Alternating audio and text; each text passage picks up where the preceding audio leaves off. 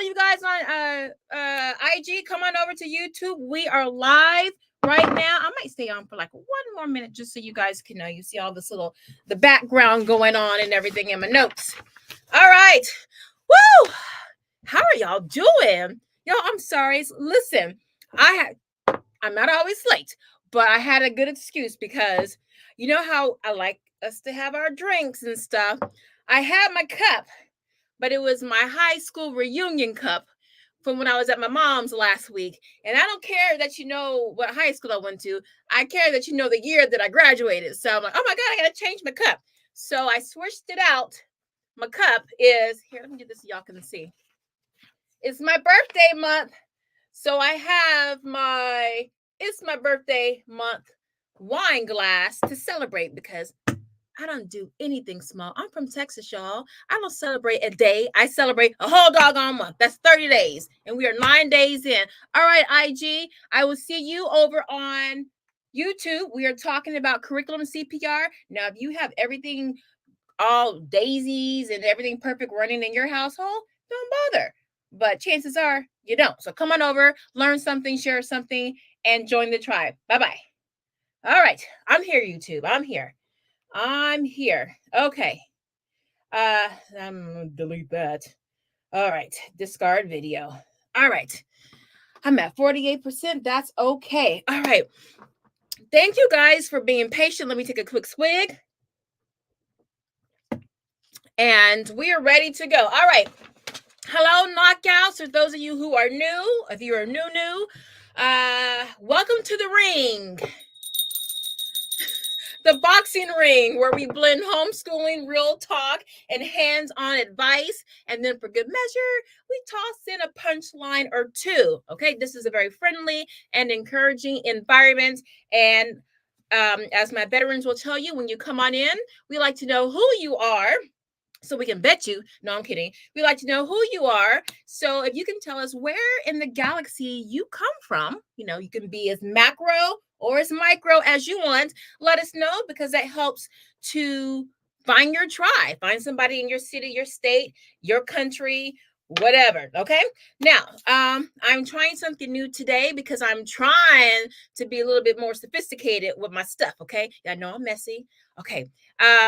So I'm doing Nightbot to like help manage the yes, Katesh, you made it, to help manage everything. So one thing that I'm going to try, I think I did it last year, but we're going to do it again seriously, is hold on, let me say hi to my peoples. We got Sade. Hello, Sade. I just saw you on IG from North Carolina. My sister, I have family all in North Carolina. We got Elizabeth. Truth is the new hate speech. There, girl, if you want to come on, we can talk about that, because I got a lot to say about that. We got Katesh, we got Tracy. Now listen, okay, I don't know if I tried to set up this Nightbot. I'm not seeing it on here, so that was probably a fail. But just in case, I was planning for it to not work, and I guess I manifested the negativity. But if you want to come on the live stream, in the description box and in the comments is the link for StreamYard. So click that. Let me double check on YouTube that it's showing up. Click that. And if you want to come on, click on that link and it will take you to the backstage where you can come on. You can come on. You don't have to show your face. Okay. You don't have to show your face. You can just be totally audio. Totally audio. As a matter of fact, let me pull that up. So if you guys want to come on, I can navigate and homeschool. How do my channels not come up on my thing? Okay, here we go. All right. All right. Okay, I see it. So let me just turn this down so it doesn't confuse me. So I have the StreamYard link. Let me pin that. We have the StreamYard link. And if you, I don't know if I can pin it from here. How do I pin? Okay. Well, I'll try to pin it.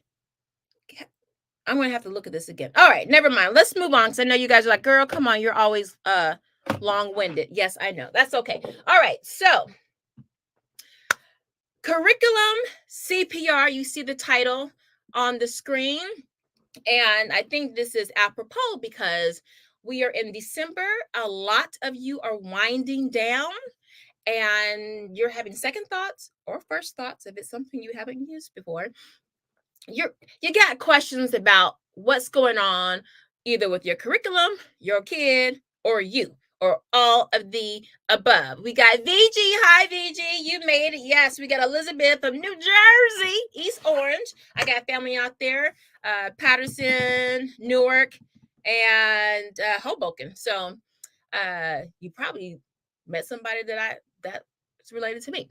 So also when you come on in, if you want to volunteer your win, now listen, y'all know I had a Princess House crystal bell that I broke for y'all on accident. And then I went to my chakra bell, the big green one, but all that energy needs to be just for me. And so when I went to my mom's house, when she was sleeping, I went shopping throughout her house and then I nabbed this from her curio. So this is a nice rose colored crystal bell, not as loud, but it makes up for the beauty. Hold on, Elizabeth, let me take you off for a second. It's beautiful, not as loud, but it's beauty. So we're exchanging noise for looks, all right? So when you come on in, let us know your wins, okay? We're talking macro and micro, specifically micro. We want to know, we're trying to teach you and to help you recognize what wins are. They're not the big things that everyone is looking for. They're the small things, like you woke up 5 minutes earlier, or you took a shower that day, or your child only cussed at you 2 times. Now, we're going to talk about that, but that's a story for another day.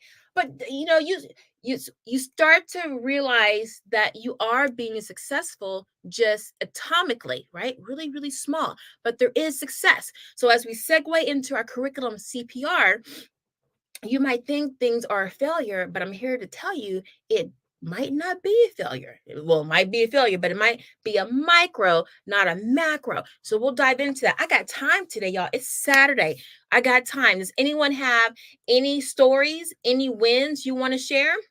I'm going to have to start giving incentives for the first person who gives a little testimony. I'm going to have to give you an incentive. And speaking of which, I owe you guys a free printable from a couple of weeks ago. I told you I was going to make you a block schedule.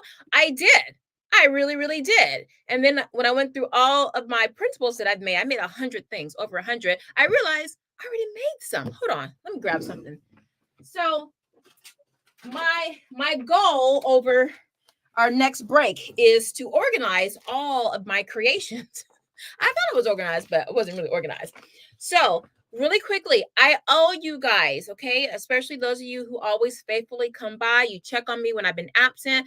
Here are the free printables. They are linked in the description box below. Someone at some point in time during this live, see what click on it and make sure that it's still accessible, because I might have to do some updates through ConvertKit. I don't know.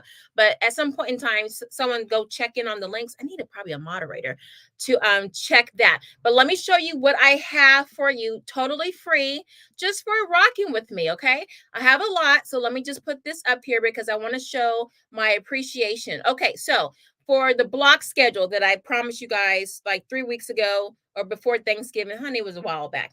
Okay, so the reason why now the block schedule I'm showing you is not ready. It is ready, but I want to tweak it. I'll make it ready this weekend probably. But this is what it looks like. All right. So let me take this. Hold on. Let me take this scroll off so you guys can see.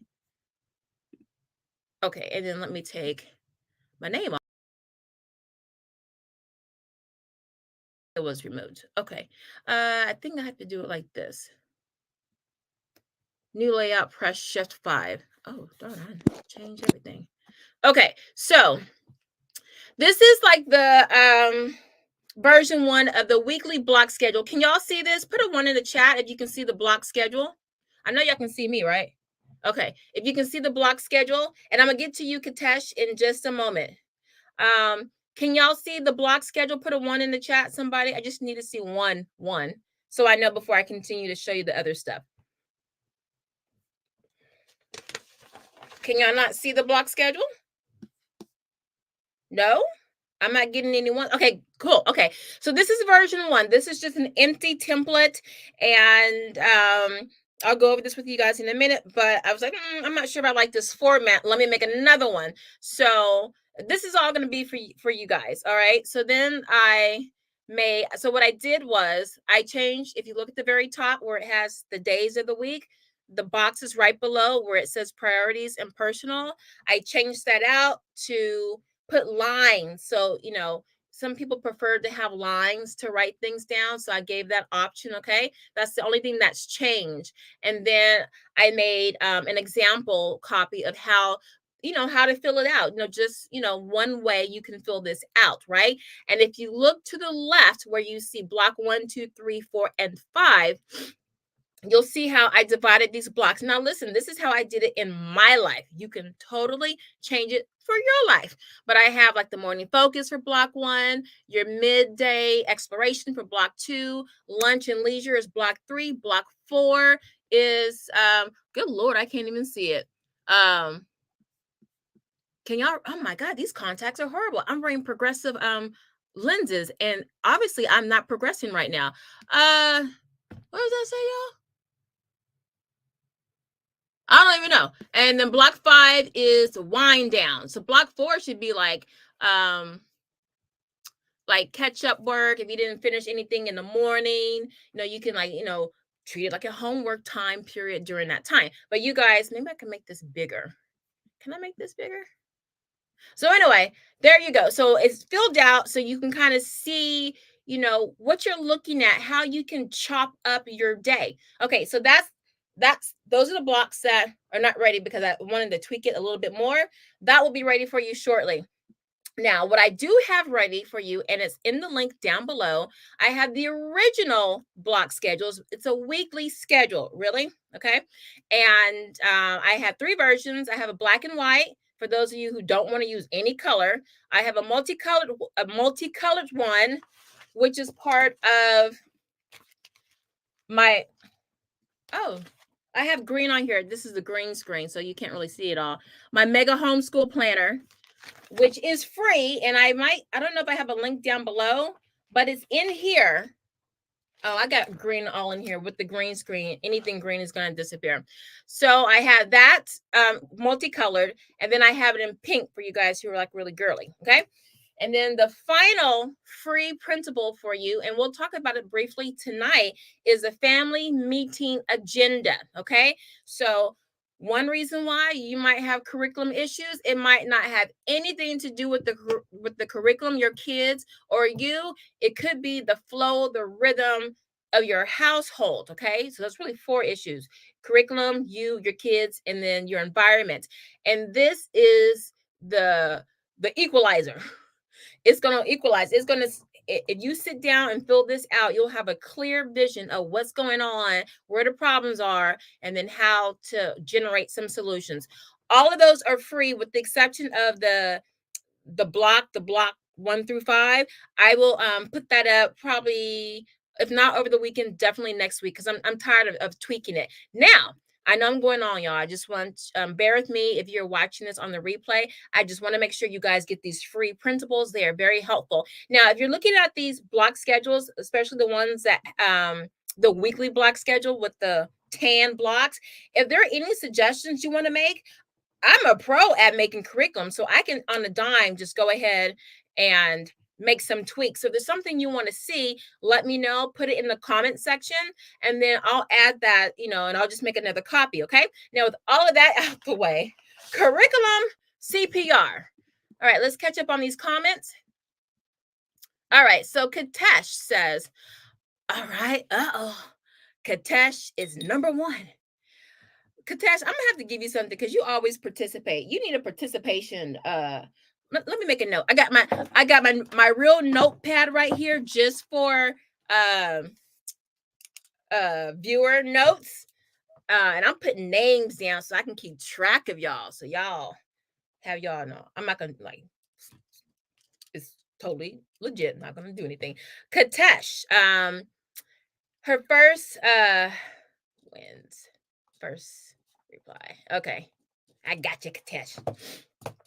My micro win is I had been reading John Taylor Gatto. Girl, I love you. And I successfully had my 2 oldest do complete notebook. Boom, boom, boom. You know what? I'm going to do a video on notebooking. Now, I didn't do it as much as I wanted to, but I love the concept. And actually, I do have a video, notebooking versus lap booking. So it's in the archives. It was like 5 years ago. If you can find it, watch it.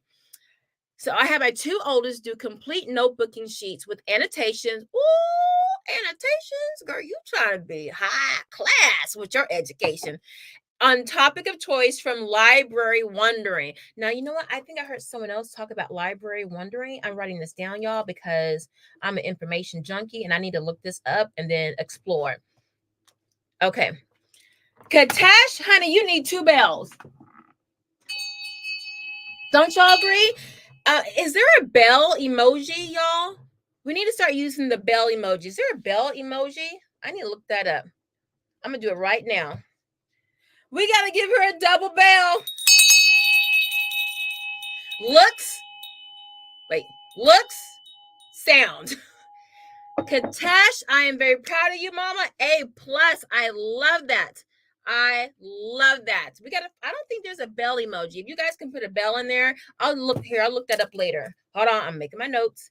Bell emoji, look up. Okay. Y'all, that is really, y'all give her a hand clap. Katash, that is wonderful. For those of you who don't know John Taylor Gatto, he used to be, I think he's still alive. He was a New York State teacher for like a billion years. And he was like teacher of the year, like so many times in a row. And he wrote Dumbing Us Down. I don't know if that was his first book, but he wrote Dumbing Us Down or The Dumbing of America. Another one he wrote about, he has at least 3 books that are like, they're very, very popular books. And not just with the homeschool community. Like in the first book, which I think is Dumbing Us Down. Let me show you. Come on, y'all. Come with me. Let me go to Amazon and show you. But just to let you know, he talks about the basis of our education system. Katash, that was a great comment, my dear. I appreciate that. He talks about, y'all, we're going to get to CPR, curriculum CPR, but you know how we do, okay? That's why the lives are long, because I like to really, explore your comments. But if you want me to go to curriculum CPR, say, girl, go. And then I'll go to curriculum CPR. But I think every parent should have this book. Let me just pull it up really quickly so you can see it.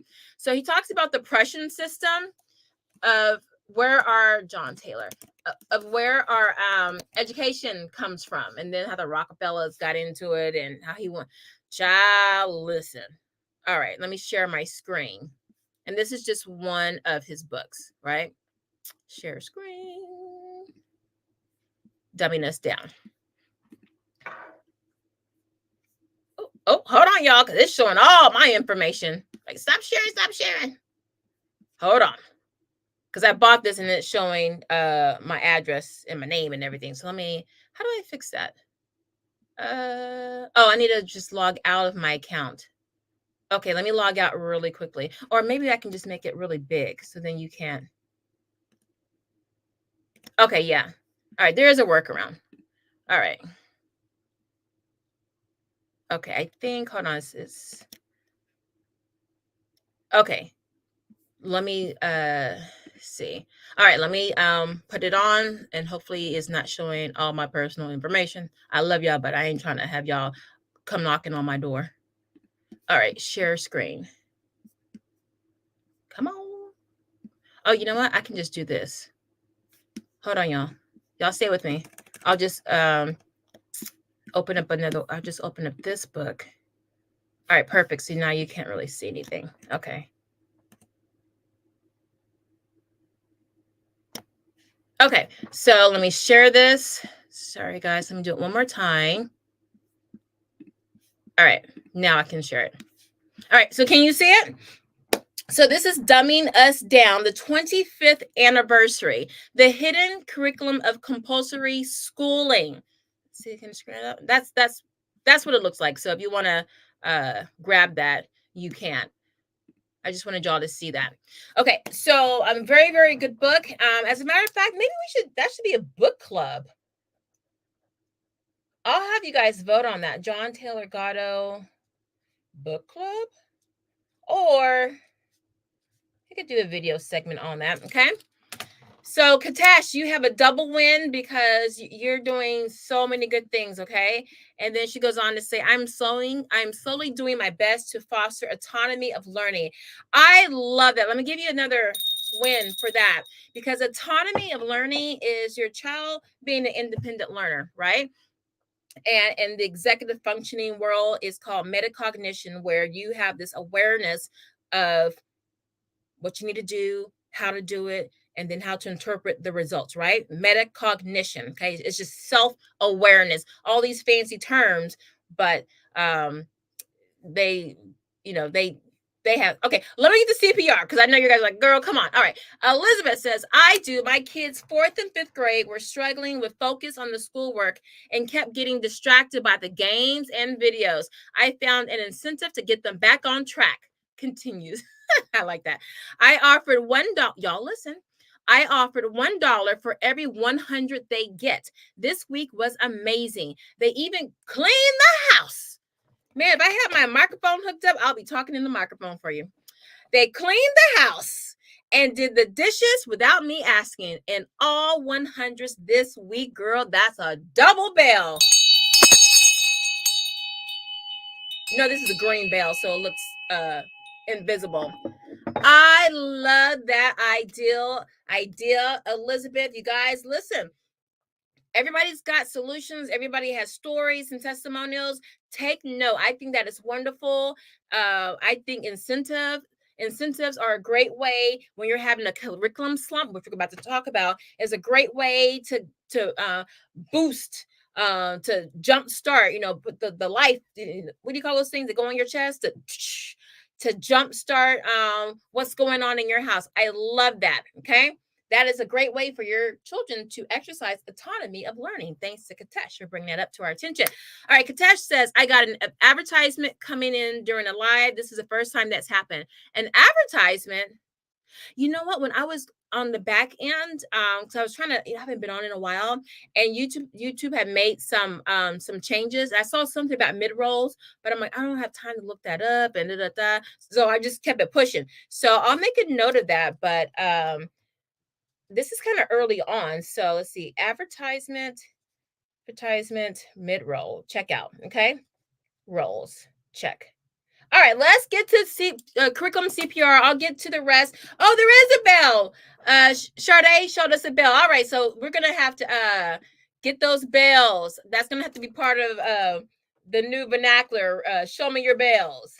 And I'm going to see if I can do the song. You can ring my bell without getting a copyright. All right. The book didn't come up. Oh, no. Okay, let me all right. So as we get on to curriculum CPR, let me pull that up, and we're going to talk about, first of all, how do we identify all right, hold on, I'm going to pull this up on the back end. How do we identify our curriculum issues? Like I said before, is it a curriculum issue? Is it a kid issue? Is it a mom issue? What is it? Elizabeth, here is, I'm pulling up the screenshot. That's what it looks like. If you guys want to take a picture of that, I'm going to take the comment off in a second. That's Dumbing Us Down, the Hidden Curriculum of Compulsory Schooling, John Taylor Gatto. I think that should be, shoot, you know what? I got it right over here. I need to just navigate through everything, and I got so many books, I can't even get to anything. But anyway, so I have it on my notes to go over that later. All right, so let me get rid of that. Okay, let's get started. Okay, so the first things first. Okay, I'm looking at the chat. All right. Acknowledge the challenges. Now, what do I mean by that? Okay. You have to take inventory This is why I showed you the family agenda of what's going on in your house. This is the first thing. We're looking at the macro. Okay. Did you just have a baby? Are you work from home, or you work outside the home? Doesn't matter. You're doing something else besides just teaching your kids, right? Are you caring for, an elderly parent, or just someone else, right?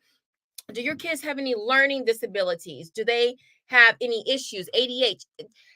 Just, you want to take a snapshot of what you are juggling. Okay. Are you teaching algebra, making lunch, keeping the cat off the dining room table? You're doing all of that. Okay. That's too much.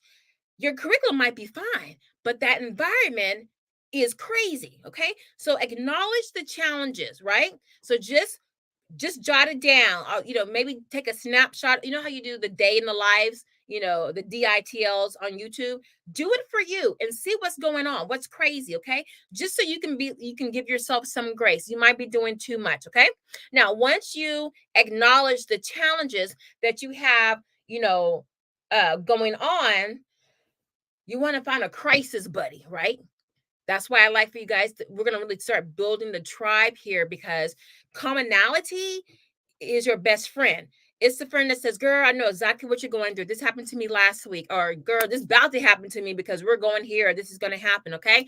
Because a lot of times, and you've seen it when I'm on live with you, just talking helps me come up with something or realize something. So just being able to verbalize something really is part of the healing, the therapy, the solution part of taking care of your problem. So you want to acknowledge what the challenges are, take a snapshot, inventory of what's going on in your house or whatever. And then you want to start slowly putting your antennas up to find you a crisis buddy. Okay, I shouldn't say crisis, but you want a commonality buddy, all right? Whether it's someone in your neighborhood, in a co-op, in a class.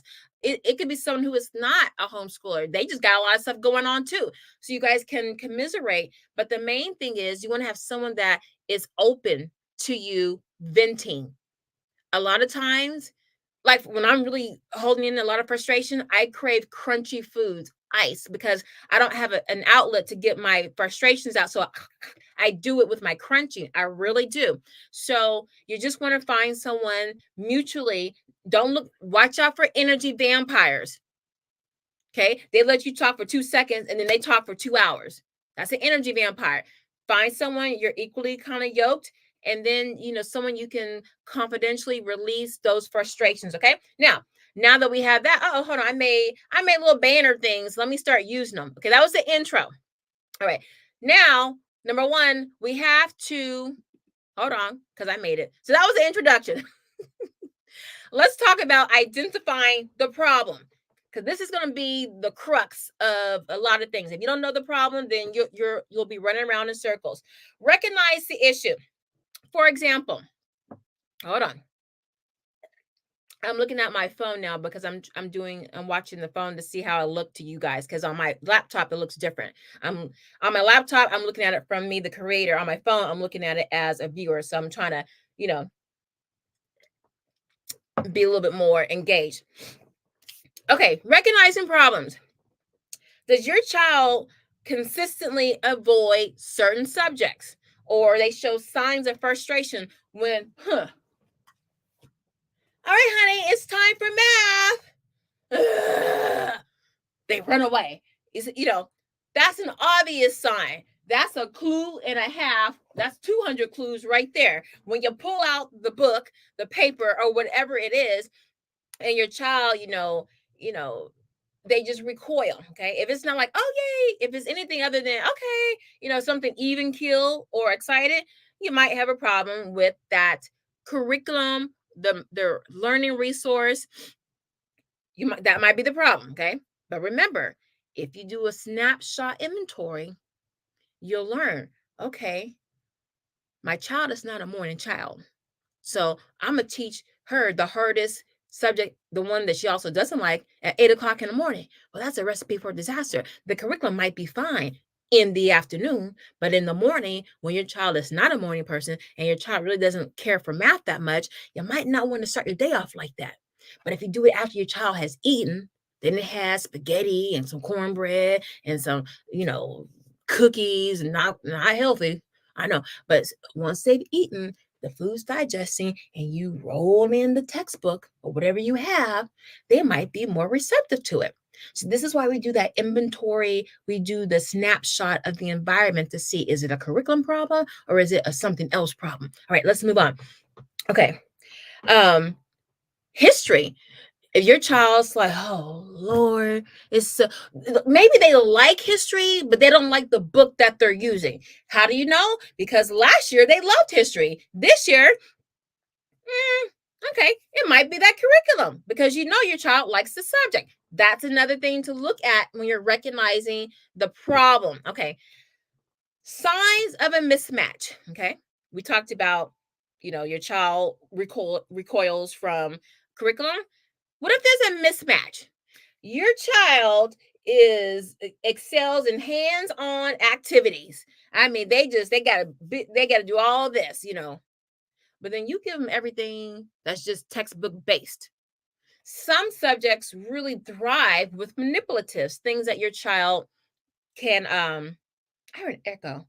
It might be this bell. So like math is amazing for manipulatives. Writing, amazing, full of manipulatives. Reading, they just call you, pick me up. Why do I hear an echo? All right, if you guys start hearing an echo, let me know. I hear it, but I don't want you guys to be disturbed by that. So if you're teaching a subject that is really it goes hand in hand with manipulatives, and your child's just like really struggling, you might want to consider bringing in some manipulatives. As a matter of fact, we're going to do another video on manipulatives. I have two. I think I have math manipulatives and then like morning box. I don't know, but we're gonna break it down in some future videos. I'm going to be doing a lot more lives now that I'm wrapping up with my book, and I'll be talking more about my book. But the manipulatives, my favorite ones for certain subjects. There's some for every subject. Okay, so if your child is very hands-on and you're not giving them anything to use those fine motor skills, those gross motor skills, there might be a little struggle there. The opposite is true. If your child is more introverted, they're more verbal, they're more they don't need that sensory output. And you come in with a box full of link cubes and dice, all kinds of stuff. Your child might be like, can I just write? So think about the mismatch, okay? If your child, again, take an inventory of your environment. What's your child's learning style? What's your child's personality type, okay? Now, it doesn't mean you have to cater to them because then the child can become spoiled. But it does mean to make the life easier and to get the best out of your child, you can accommodate some of their preferences to pull out the best out of your child, okay? But don't go overboard, and the next thing you know, your child is saying, I need this or I can't do this. Then you got a problem. All right. Next one for identifying the problem. Okay. Encourage feedback. Okay. You can't be in your child's head all the time. So now listen, kids aren't the best communicators, right? So they might not be giving you the kind of information you need to tell you they don't like this because they might not know why they don't like something. So you want to encourage feedback. So setting up a weekly, okay, now I did, okay, ooh, y'all, this might be a 3-hour live. Y'all know one of my sons is on the spectrum. And when he was really in the depths of it, I made this, and I think I made a free printable. This was years ago. It's probably somewhere in my video archive. But let me just make a note because maybe I can just update it and put it up for you guys. But I made like a feedback loop, but I didn't call it that. I'll just put feedback loop printable. Okay. And so what that is, you set up a weekly check-in session with your child to discuss what they enjoy or what they're struggling with for that week. Okay. Now, if your child doesn't want to write, fine. It could be something verbal. It could be something they write on the chalkboard. Write on a little. You can get a little jar and have a little notepad next to it, and then the child can just come by, just write something down. Math sucks. Okay, but then you're gonna have to have some rules. They can't just say this stinks. You gotta give me at least one why. This stinks. Too hard. Okay, that's a reason. Or this is great. Can we do this 5 days a week? Because maybe you're doing it 3 days a week. Or I don't like writing. I don't understand it. Because you want your child to start formulating how to advocate for himself or herself. So once they kind of get the language, now when they're doing it, they know, oh, okay, this is not, and then they can say, Mom, Dad, they can speak up more confidently because now they know why they don't like something. They know why they're struggling with something. It could be they know it, but then they're doing too much of it at one time. So this is why we want that feedback loop. So you do a weekly check-in. Don't do it every day. Don't wear your child out. Don't wear yourself out, right? Weekly check-in. And like what Elizabeth did about the incentive, given $1, you can make it a financial, culinary, you can make any kind of incentive. Hey, for every piece of paper you put in here, you can get 10 extra minutes for computer time. Or when I make some cookies, I'll make the biggest one for you. Or work your child. Jedi mind trick your child. Okay. So for identifying the problem, you want to recognize the issue. You want to see if there are signs of a mismatch. And then number 3, you want to encourage a feedback loop. That should be the next principle, right? Now I had the one for my son, but he was like 8. So but I could do a generic one, real easy. You can like cut it. Like it would be like, hold on, I might have something nearby.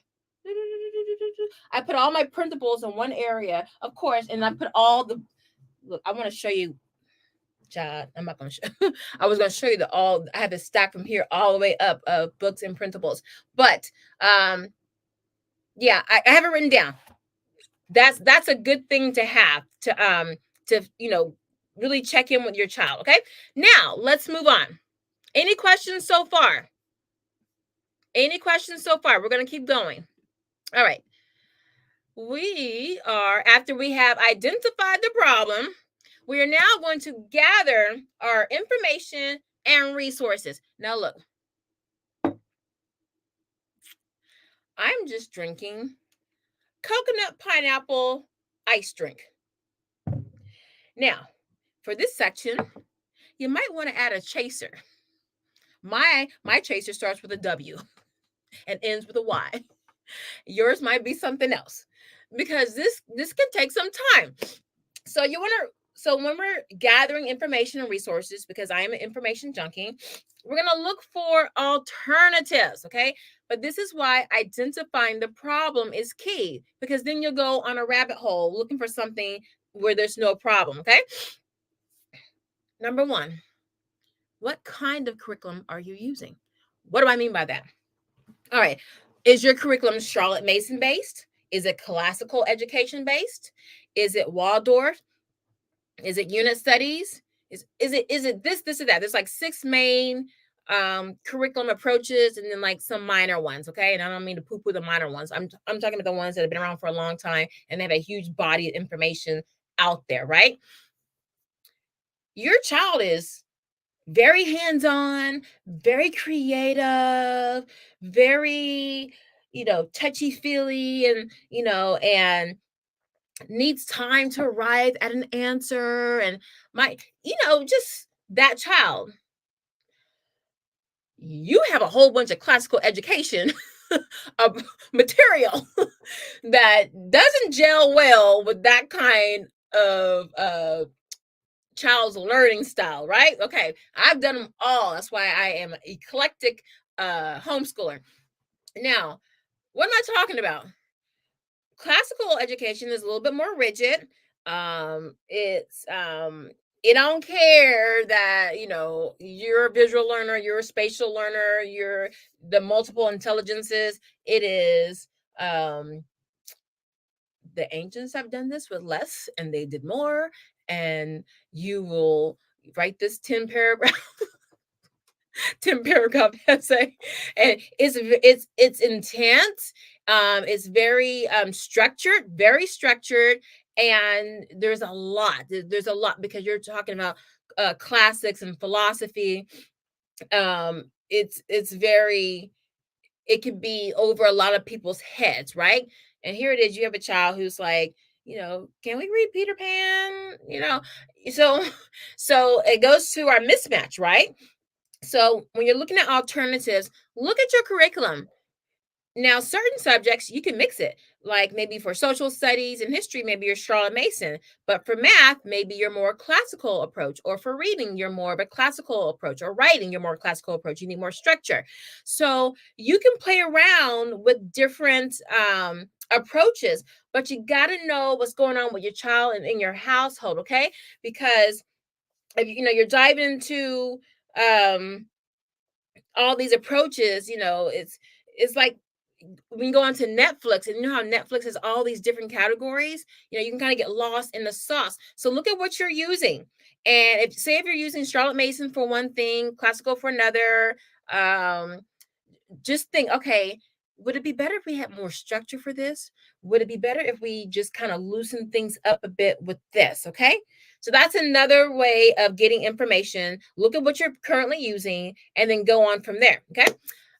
Gathering information and resources. Your tribe. It's important to start building your tribe.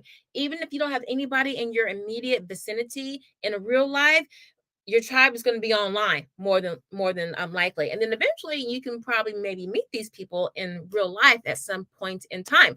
But let me tell you, I have people that live down the street from me I don't see but maybe twice a year. All right. So don't feel like, oh, I don't have anybody in my neighborhood. I ain't got nobody in my neighborhood. Well, I do, but I don't see them. So I had people that I've met online that I talk to more than the people in real life. So if you don't have that physical tribe, get you that virtual tribe, and you guys will make things work. Okay. Especially if you can do FaceTime, Zooms, something where you can see each other, especially when you can see their messy house behind them and you start to bond like, girl, I like you because I'm gonna let you see. I'm not even gonna clean up before I do this Zoom with you or this FaceTime.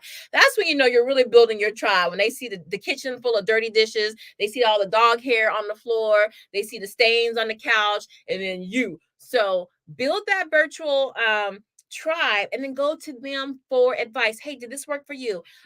For instance, I know when I was first looking at writing curriculum, I would talk to other moms and I would say, hey, in this chapter, I'm really struggling. I don't get it. What's your experience?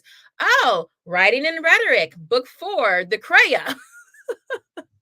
I talked to so many moms and they all was like, yeah, girl, we felt the same way. That's why we skipped it.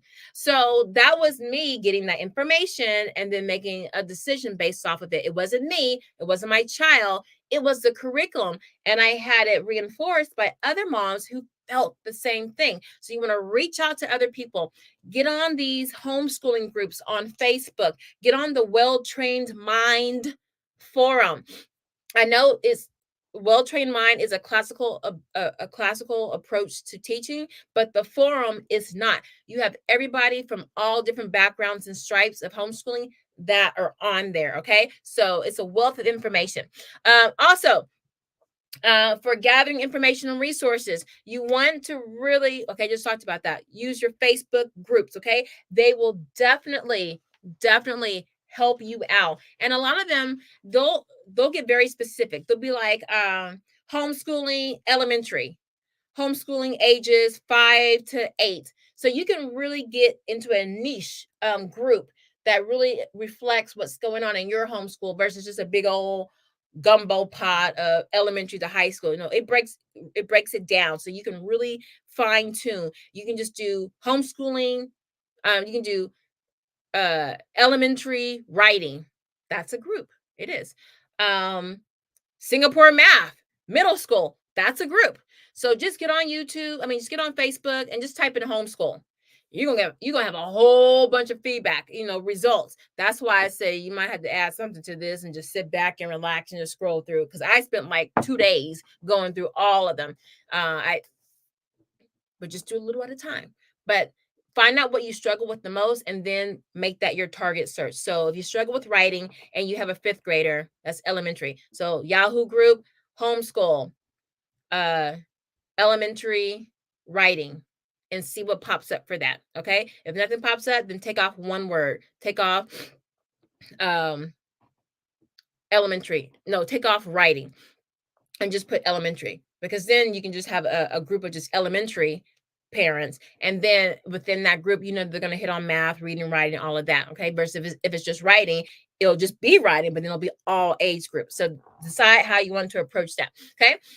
Now, you want to understand learning styles. A lot of people get this confused, or they have resistance about learning styles because they figure, I grew up, I had to learn like this. I don't want to keep, kowtowing to my child because they learn like this. Listen, you can teach your child how you want to teach your child. Okay. The thing is to get the most out of them, because you're homeschooling. If you just want to teach them one way, then put them in school.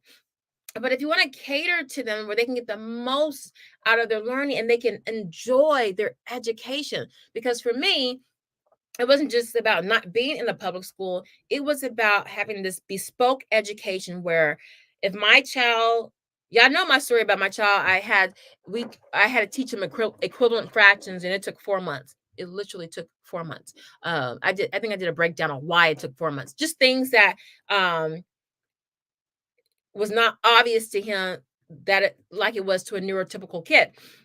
So he had a learning style, and he learned, aside from his learning challenges, he wants information straight to the point, and then he'll go off with the information and then figure it out. Like he'll try to discover things, but he's like, what's the bare minimum that I need to know? I don't want to be overloaded, because his working memory was small. I don't want to be overloaded. I just need a few little keys to go unlock this, and then off he goes. Okay.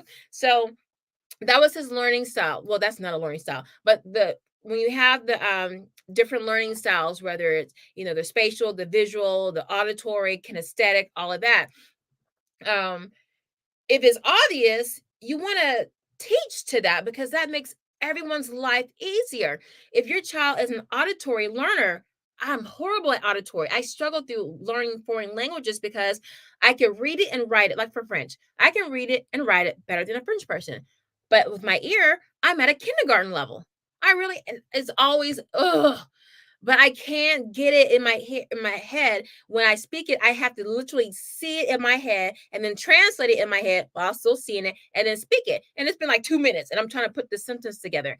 But if I see it, so if your child is auditory and you have all these big blocks of text and pictures and all these pages, like especially for reading, just put on an audiobook, right?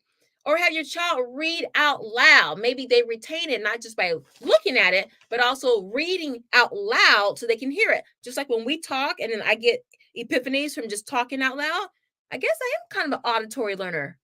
I just learned something about myself. So anyway, always learning. So you want to consider your child's learning style. You can go into teaching styles. We can cover that another time. I don't think it's that important, because everything is really about your child. Now, what you can do, how do you know what your child's learning style is? Well, there are lots of quizzes online. So just type in, what is my child's learning style quiz? See what comes up. Okay. They'll ask you a whole bunch of different questions, and that'll give you at least some working knowledge of what your child, what they lean toward, what their preference might be. Doesn't mean everything has to be geared toward that, but at least for the subjects that they're struggling in and the subjects that they really love, try to match the learning style. And then everything in between is like, just let's just try to get it done. Okay. Let's try to get it done. All right. And the next thing for, wait, what are we talking? I took it down. I said, gather information. Oh, I'm sorry. We're on the next one. Okay. Evaluating your alternative approaches. So, that would be your learning styles, right?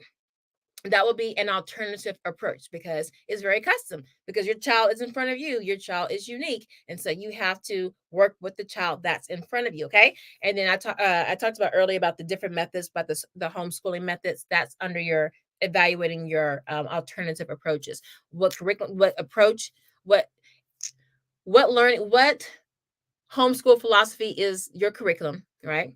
And then what is your child's learning style? And then finally, how do you balance your goals? Okay. We're evaluating all of these approaches. So, how do you balance between the activities, the academic stuff that your child is doing with activities that your child enjoys? So, if your child likes to cook, that's a great way to incorporate math into the learning. If your child likes to cook, this is a great way to incorporate reading into your child's learning, writing into your child's learning. Like they can write a recipe, right? Let's do a quick example. Cooking. Say your child wants to learn how to make spaghetti. Okay, so should we do something easier like eggs? Let's just do eggs. There's not a lot of steps with eggs. All right, your child wants to learn how to make eggs. You can make eggs for breakfast, lunch, and dinner, right? Hooray. So, writing. All right, baby, you want to make some eggs? I think that's a wonderful idea. All right, let's gather our information on how to make eggs. You can grab a cookbook if you got one. You can probably just want to go online just to see what a recipe looks like, okay? I always believe in modeling, so get the big picture, right? Then fill in the parts, details later. You go online. I like to go to all recipes. How to make an omelet. Put that in, let it pull up, okay? You're going to see how it's put together. You're going to have maybe a little introduction on the food. Oh, omelet is a great way to have breakfast. It's a great way to get protein in your morning and fills you up. Sometimes they don't have blurbs, but like a little intro, okay? As if you were ready. Got your intro. Of course, you have your title, How to Make an Omelet. Then your intro. Hey, an omelet is a great way to have a healthy breakfast in the morning, okay? That's your little intro. Now you go into the body of your little story or writing assignment. At the whole time you're reading, so it's going to be first you have to gather your ingredients. Okay, you need 2 eggs, you need butter, you need salt and pepper, you need a pan, right? And you need a spatula. Okay, I mixed it up. Ingredients: eggs, butter, salt, and pepper. Okay, then so that would be like body number 1, and then body number 2. Materials. You're going to need a pan. You're going to need a spatula. What else do you need for eggs? Crack it. I think that's it. A spatula and a pan.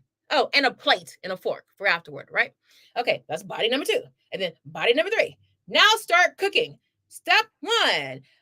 Crack the egg on the side of the pan. Okay. Step 1, turn on the stove, crack the egg, so on and so forth. Okay.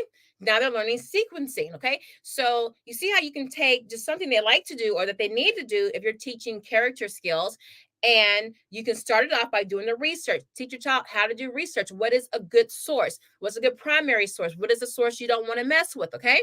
Then you get the source. Then you look at how that source can put it together. And then you can have your child copy it. You can do it could be copy work, or your child can run off and choose another recipe and do their own little thing. Okay. But hey, I have to have the title, the topic, the ingredients, the materials, and then the steps. Okay. You have all the steps. Afterward, now that your eggs are done, cut up some, you can put chives, which would be in the ingredients, put little chives on it, or sprinkle some cheese, which would be in the ingredients. But, wrap up, what are you going to do with this? Oh, you can have eggs boiled. Next time you can take eggs and have them boiled or scrambled or poached, as a conclusion for what else can you do with eggs? What other recipes can you do with eggs? And, what can you eat the eggs with? The eggs go well with bacon. Eggs go well with this. Eggs freeze well. Okay, so now you just have a whole paragraph, a complete paragraph, and you're reading through all of this. That's your reading, that's your writing. And now if you want to get the math in, not that much math with, yeah, you can do with eggs. So, cheese. You need a half cup of cheese. a half teaspoon of salt, right? So now you're getting your little fractions in. Let me take a swig.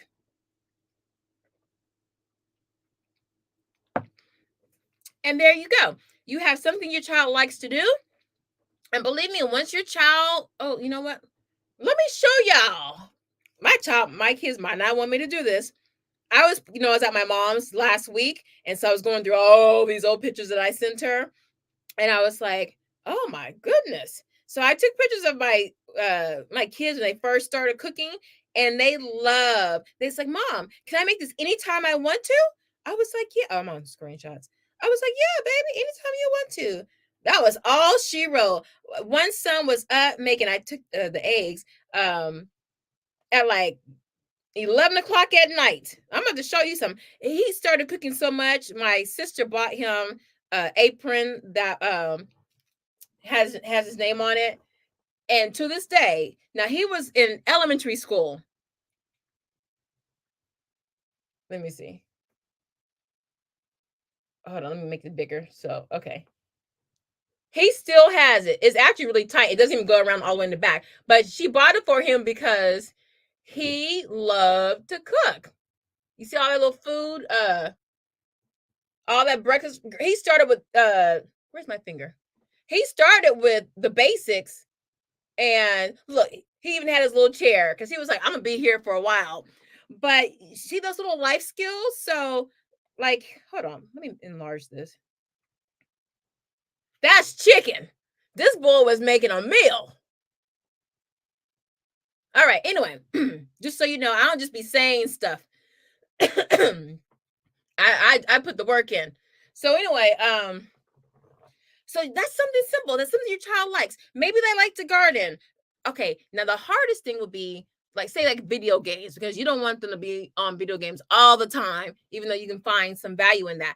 But the whole point is find something that they like and then incorporate that into I forgot to y'all didn't tell me I forgot to change my subject. This is customizing and adapting.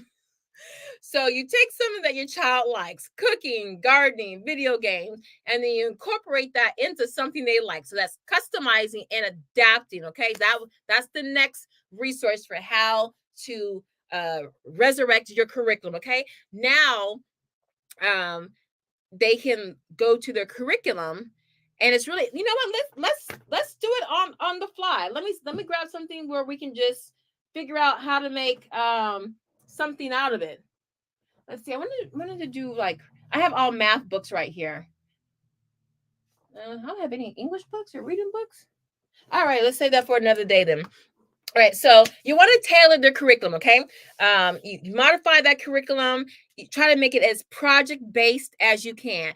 Oh, here's a keyword. So, say they're struggling with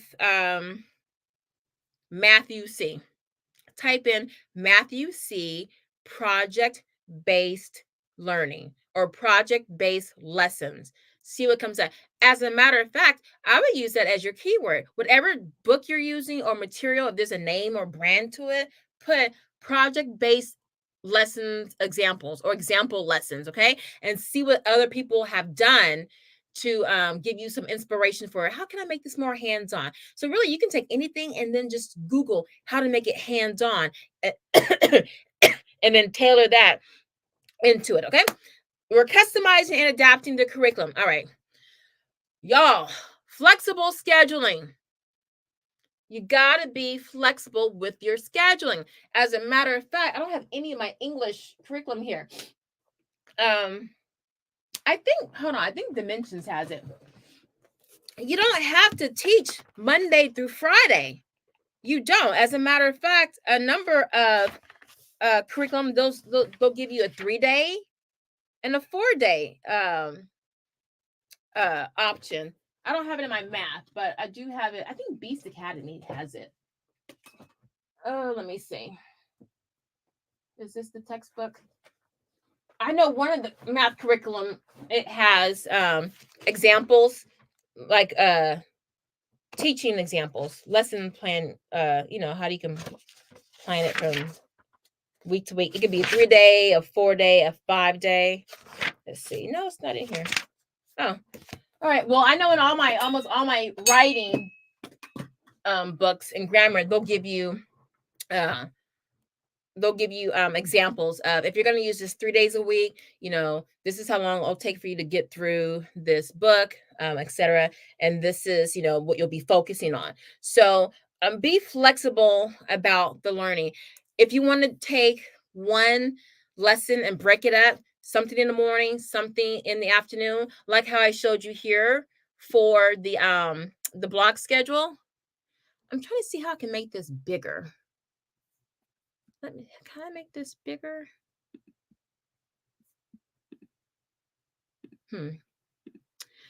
Well, anyway, so you'll see that, let me take this off, this banner. Block 4, it's really like, if you want to break up your curriculum, right? If it's too much, if it's too hard, start here or here. Have your little lunch break, exercise break, just anything not homeschool related. And then they come back, recharge, and then they can finish. Maybe you have your child do hold on, let me take this off. I need a shortcut for taking all this stuff off the board. Customize. Are we on customizing and adapting? Okay. All right. What was I saying? Oh, so for flexibility. So, what I've done with my kids, I've said, hey, do just the odd numbers or the even numbers, or do the top part of the page, do the bottom part of the page, this part first, this part next, or do the if they have maybe 5 pages to do, I say just do the odd number pages or do the even number pages versus the problems, even problems or odd number problems. You can chop it up just like that, okay? You don't have to do it all right away, but just know it'll take you longer to get through it. But that might not even be the case. Maybe slowing it down helps your child retain it, and then the confidence goes up, and then maybe they can get back to it and then start really, it's like a roller coaster. The ride up they might need to break it up 2 or 3 times a day, and then eventually once they get it, boom, now when they go on to the next topic or subject, they what they've retained is helping for the next thing, and then they go, so just be flexible. You're not married to that curriculum and what they tell you to do. You're the boss. You're always the boss, okay?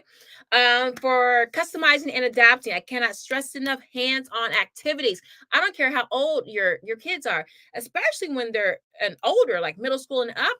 That's when people take that away. That's when kids really need it the most because they have so many things going on, and they have the working capacity, they have the development to really use those manipulatives at its best. So hands-on activities, maybe introduce a weekly science experiment or historical reenactment for the older kids, but just give them something where they can create.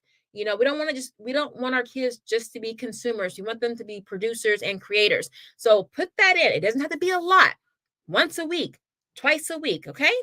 Just start, okay? Just start. All right. Now let's move on to implementing changes. All right. What does that mean? Implementing changes. All right. So look, hide my face. I'm sorry. I thought I took the block schedule off.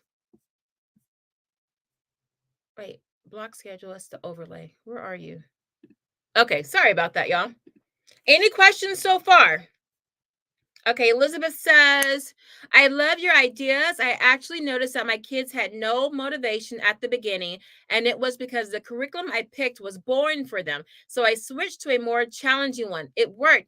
Exactly. And I'm glad Elizabeth brought that up because you know how we talked about autonomy of learning? That's great. But before you send them into the deep down yonder, the blue yonder, you want to see what they're doing. You want to see how they're working with that curriculum, right? Before you say, okay, break, go work on this. So see how they're the first chapter or two, let them get a feel for everything, see how they're doing, or just check in with them at the start of every new chapter or new subject, any new material that's introduced. Check in and then let them go off, let them struggle, let them, go through, okay, this is boring, this is too hard, this is too easy, okay? But at least get it started so you can just see, what are they even learning in this week. And then they can come to you. Remember that feedback loop? They can come to you because they're always more likely to come to you when it's not working out for them, right? So, but beware, they might just not be doing stuff. I haven't been in that trap. Oh yeah, it's fine, mom. I like it. And then I check in 2 weeks later, and they did only the first page that first day. Okay, don't be like me. You got just check, every week. Just okay, you good. Okay, just little checking. All right, you good. Okay. But you won't know what the curriculum is like unless you're taking peeks in throughout to see how your child is engaging with that. Okay. You don't have to do it a lot. Okay. But you do want to pop in and see, okay, yeah, that does look a little too easy for you. Or you look at it one page and you're like, oh Lord, I didn't know it was like that. That's too much, because a curriculum will switch up on you. The beginning part of the curriculum could be, oh, this is nice, it's even, like it's a nice balance. And then by chapter 5, it revs up. And you're like, whoa, we just went from 2 plus 2 to differential equations. So you want to peek in and make adjustments, with that curriculum. Maybe it needs to be more challenging. Maybe you need to put the brakes on it and slow it down because it is too challenging, but you still have to use it. So you can just say, I got challenging curriculum. I don't have the money or the funds or the time to switch out. So let's just break it up. You only do 2 problems, or choose the hardest problems, but just do 2 of those hard problems. Okay. So it's gumbo. You just got to just mix it up and don't feel like your child is getting less than. This is all still part of the learning. Okay. So that was a great comment, Elizabeth. Any other comments? Put them in the questions, the comment box. Okay, so how do we implement changes? Well, Elizabeth started us off with a really great one. Look at your child's curriculum, let your child give you the feedback, and then make the change. That's a transition, okay? So it's just like if you're going to work out, if you're going if you're going to start eating healthy, you don't just start it cold turkey. That's a recipe for disaster, right? You're not just gonna wake up and go, okay, I'm gonna run this marathon. No, honey, you're gonna sit down, put them walking shoes on, and walk around the neighborhood, or walk up and down your street, or walk up and down your driveway. Somebody gotta start somewhere, right? So you want to transition very gradually, okay? It might take a couple of weeks to make that transition so you don't overwhelm your child. So if you're going to change that curriculum and you already have something new, you can continue with what you're using and then maybe use half of that and then bring in the new part. Or you say, okay, we're going to finish this old curriculum and then come Monday, we're going to start with this, okay? And if you find that what they were doing with the old curriculum, you still want some little residual, it could be your homework time, or that block 4, that after lunch, after the midday, where you can bring that in, because there are some good things that you want them to finish up. But in the meantime, they can be starting on something new. And that can be a very slow transition. Be a ninja, okay? Be stealth, but with precision. Don't drop the ball on that, okay? If you're transitioning, don't just stop and just, okay, because you're used to what's familiar. Just have a plan and just slowly transition. Or once they've been using that new curriculum for about a week or so, what if you feel, if your curriculum is very well done, there will be a structure. And by structure, I mean there will be familiarity built into the curriculum, meaning this comes up and then this comes up and then this comes up. No matter if there are lots of changes, there's still a structure for how the curriculum is put together. Okay, it's not all hodgepodge. You got 4 topics, an introduction, a story, introduction, lessons, wrap up. That's like a core. You're not gonna have all that, and then the next chapter is going to be no story, no introduction, go straight to the lessons, and then maybe a wrap up. there will be consistency. So once, if your child starts to get the consistent parts of it, then you can really transition off the old stuff. Okay. If you have multiple curriculum that you're having issues with, start with one, start with the hardest one, or start with the newest, or start with the easiest one. Your choice. If the hardest one is bringing tears, start with that one, because your child will probably be is my lipstick getting gummy? Yeah. Your child, I'm sorry, y'all, that's nasty. Hold on. Let me do this off camera. I don't like that gummy stuff. So start with the hardest one. We don't want those tears, all right? And it could be while you're transitioning, if you're looking for a curriculum and you don't have anything, go online, do some fun games, especially for math. You got IXL, you got Brain Pop.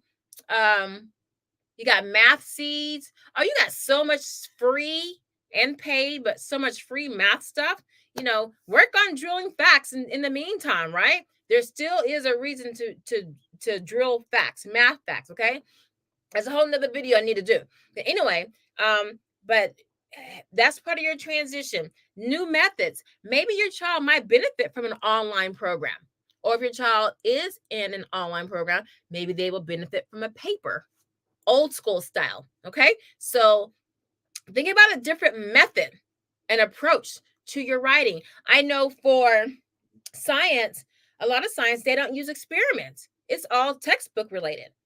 And then on the opposite side, when my children did science on OutSchool, it was all experiments. And they just happened to read about some of the experiments. So I needed a balance. But in the beginning, I'm like, just go have fun and explore. It's hands-on. We'll catch up later with the whys, like the real whys behind everything. But right now, have the curiosity and ask the questions, and then we'll fill in the answers later. Okay. When you're implementing changes, there will be resistance, either from you, your child, or the environment. Okay. So how do you manage that resistance? Anybody? Well, Elizabeth and who else? Was it Katesh? They had some examples. Incentives. Y'all, I don't care what people say. As adults, we are incentivized to work longer, work harder, overtime. We are incentivized to do things. There's no reason why your children should not be incentivized to do things, right? So, but you got to keep it in check, right? And you need to do it with intention versus, all right, just stop yelling and I'll give you a cookie. Well, that's not an incentive. That's just a flat out, that's just a bribe. That's getting punked.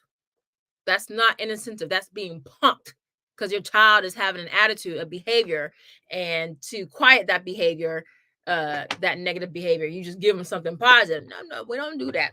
Don't do that here. But when we want to encourage and maintain a positive behavior, we will meet that with a positive bone, a positive reinforcer, if you will.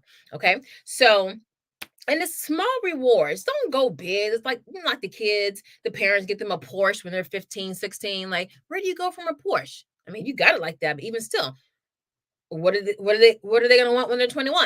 Give them a little Toyota. You just start them off small, so then they can have expectations for things. Also, when it's new, they're going to mess up. They're going to, just go small so you can scale up, okay? Change is hard, but bribery with extra screen time, sometimes that's necessary. Just be mindful of how you're going to do that, but it can be done, okay? Now let's move on. Any questions so far? I know I'm giving you a lot of information, honey. Look, this chapter, I have a chapter on, you know what? Wanda, let me grab my manuscript. I'm going to start reading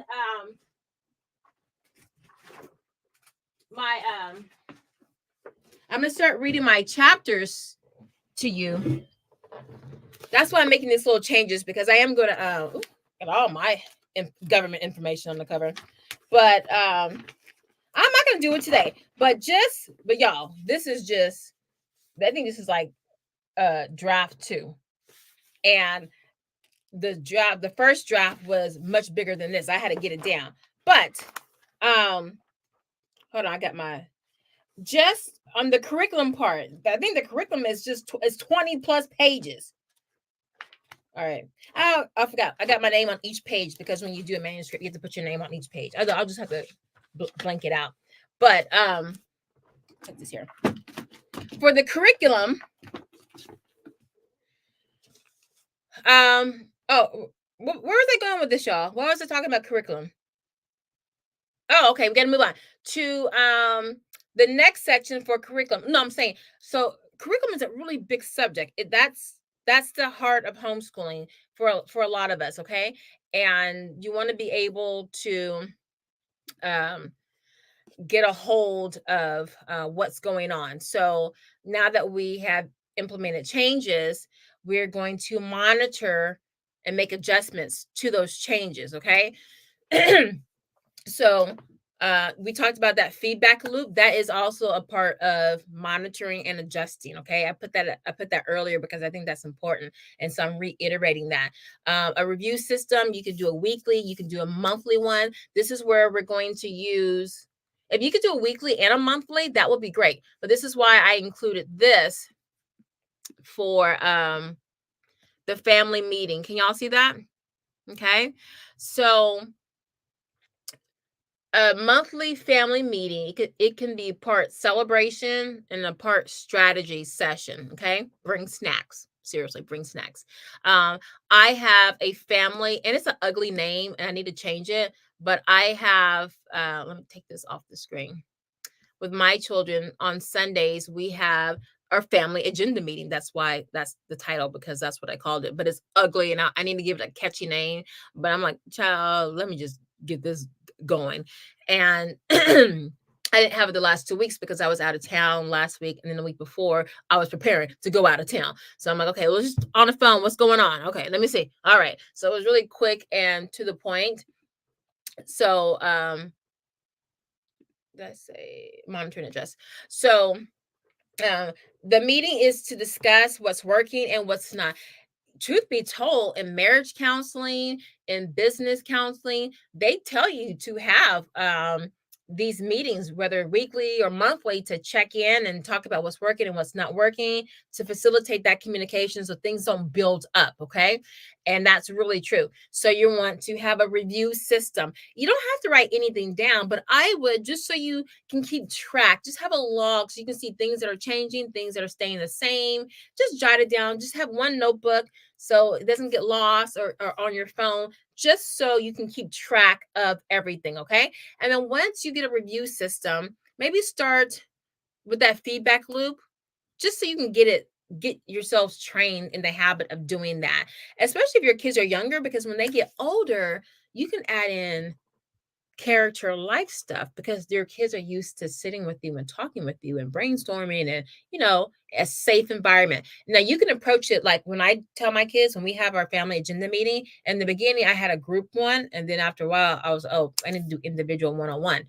And it took a long time in the beginning because I was trying to go through everything, and then at the beginning of the year, everything's new. And then as the year wore on and I went individual, it got faster. They kind of knew, okay, mom, I'm doing this for math, and or I'm doing this for calculus, and I got, I know there's a quiz coming up, but I'm having problems with this concept, but everything else is cool. Writing, I gotta do this essay and I got it done, but it's kind of raggedy. Can you help me with the editing? That's how we do it, just back and forth. Oh yeah, so and so they want to go out this weekend. They want to go to the beach, and they want to go to the sushi place. I know it's going to be like probably $50, and I only got like 30. So can you spot me 20? And so that's how. So then the life stuff gets mixed into the school stuff. And so I'm like, oh, good. This is how I check in on my child without being like a detective, right? So or if he doesn't volunteer, I'm like, hey, what are you and so doing this weekend? Or y'all have any plans? Or blah, blah, blah. Just like light and easy, just see what they say. But just keep asking every time, and you don't even have to ask it. You can just make it like part of the conversation. Like, man, they have this so-and-so coming up at the park, at, next week, you think you want to go? Because they got so-and-so, and they're going to have this kind of food, whatever. No, mom, I think I'm good. Okay, I'm just throwing it out there. Just talk to your child. They might not even respond, but eventually they will. All right, so for monitoring and adjusting, you're going to have your review system, whether it's weekly or monthly. Next is openness to change, okay? Be willing to swap out a book or a project that isn't engaging your child. I had this problem. My old heads know when I had that that grammar curriculum, it was it was all about spelling. Oh my God, I could not get with it, and I put it away. But I held on to it because I'm like, oh, I love it. It's got all the nice bells and whistles. So I held on to it longer than I probably should have. Then I shelved it, and then the following year I came back to it. But I was not open to change in the beginning. Why? Because I really didn't know how to use the program as well as I thought I did. So I was missing steps and everything. So because I didn't really sit down and thoroughly look at how to teach the program, it was a chore every time I sat down to teach. But I knew it was good, but I wasn't willing to change and put the work in to make the curriculum work. So the curriculum didn't work because I wasn't willing to change because I was being lazy. That's on my part.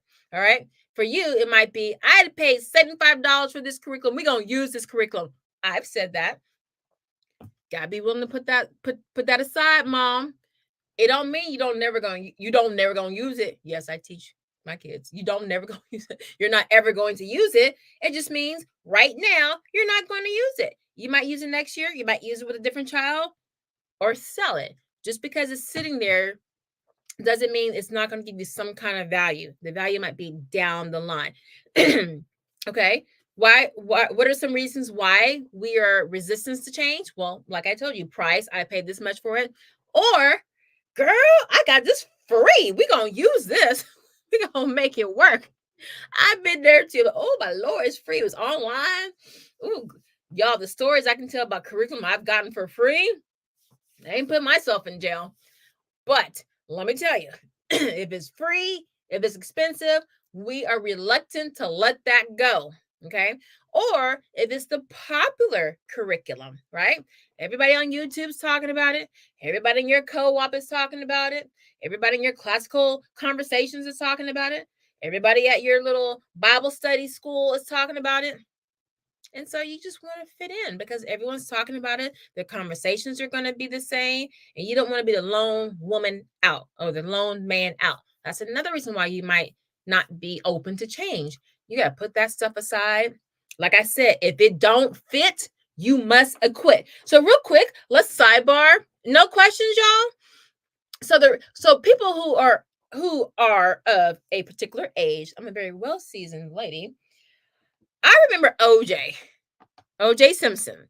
And in the 90s, he was on trial for his wife, Nicole Simpson.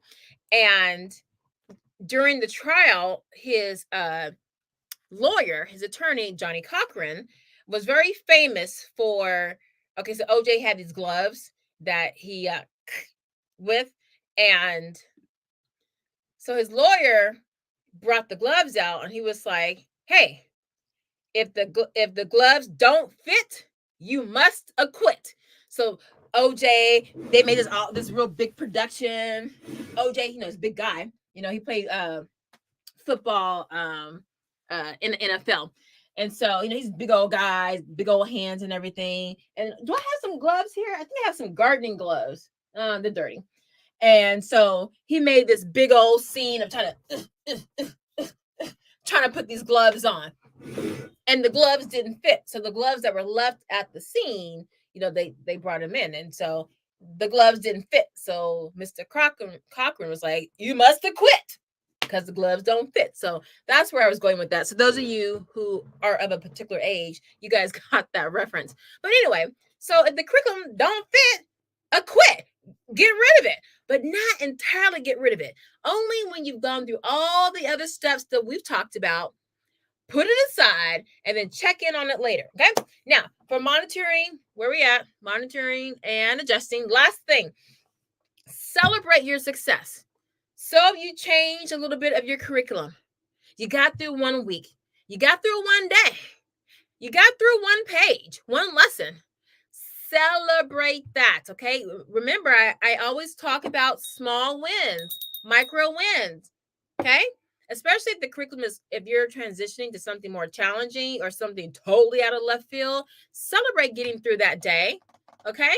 You'll be amazed at how that, keeps the psyche up. Okay. Have a small family celebration, maybe make a nice dinner. Just heck, put on some music and have a dance off. Be silly with your kids. Just you want to build camaraderie with your children. It's not all about just education. It's about building, creating humans that are going to be, productive and happy and, a joy to be around, right? You want to be around your kids when they're older, right? So, have games. Oh, that's another video. Creating games that last a lifetime. So here's a game, creating games that last a lifetime. Okay, so here's a game that I play with my kids when they were, well, my oldest one was in like second, kinder, and then preschool. And so what we would do at the dinner table, we would because I'm a big geography buff, we would have to name all the countries in the world, including my preschooler. He was not exempt from this activity. And so we would start with A, and we would go around in the circle, and everybody had to name a country. And as we went around the circle, you would have 5 seconds, and you would have to come up with the name. And you would think after a while, it would get boring. Well, no, we would switch it up. We would do it, turn it on to states, and then cities, and then landmarks. That's hard. And then we would do geography stuff like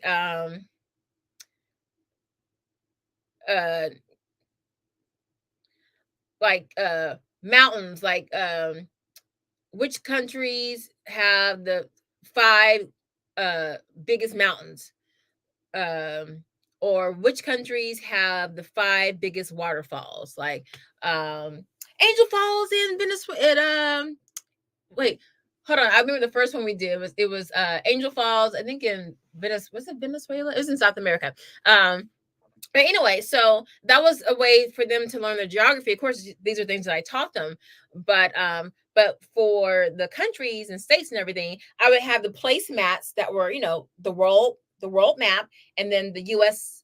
This is a fun activity that you can do. So, especially if your kids are younger, but shoot, even adults don't know this. Placemats are a great way to learn games that you can use forever. Okay, you get the world map, you can get a U.S. state map, you can do a jungle map. You can do like a single country map. Like I have one just on China. I have one on the stand. Yes, they have an area for that. All the Pakistan, Uzbekistan, Tajikistan, Turkmenistan, all of that. But these are games that we play at the table. So I will never forget. We went on vacation to Mexico with a family that we've known for years. And so we're all at this table. It's a big table. And so we're like, hey, let's do, our games. And so we're telling the other family how to do the game. And we had the best time.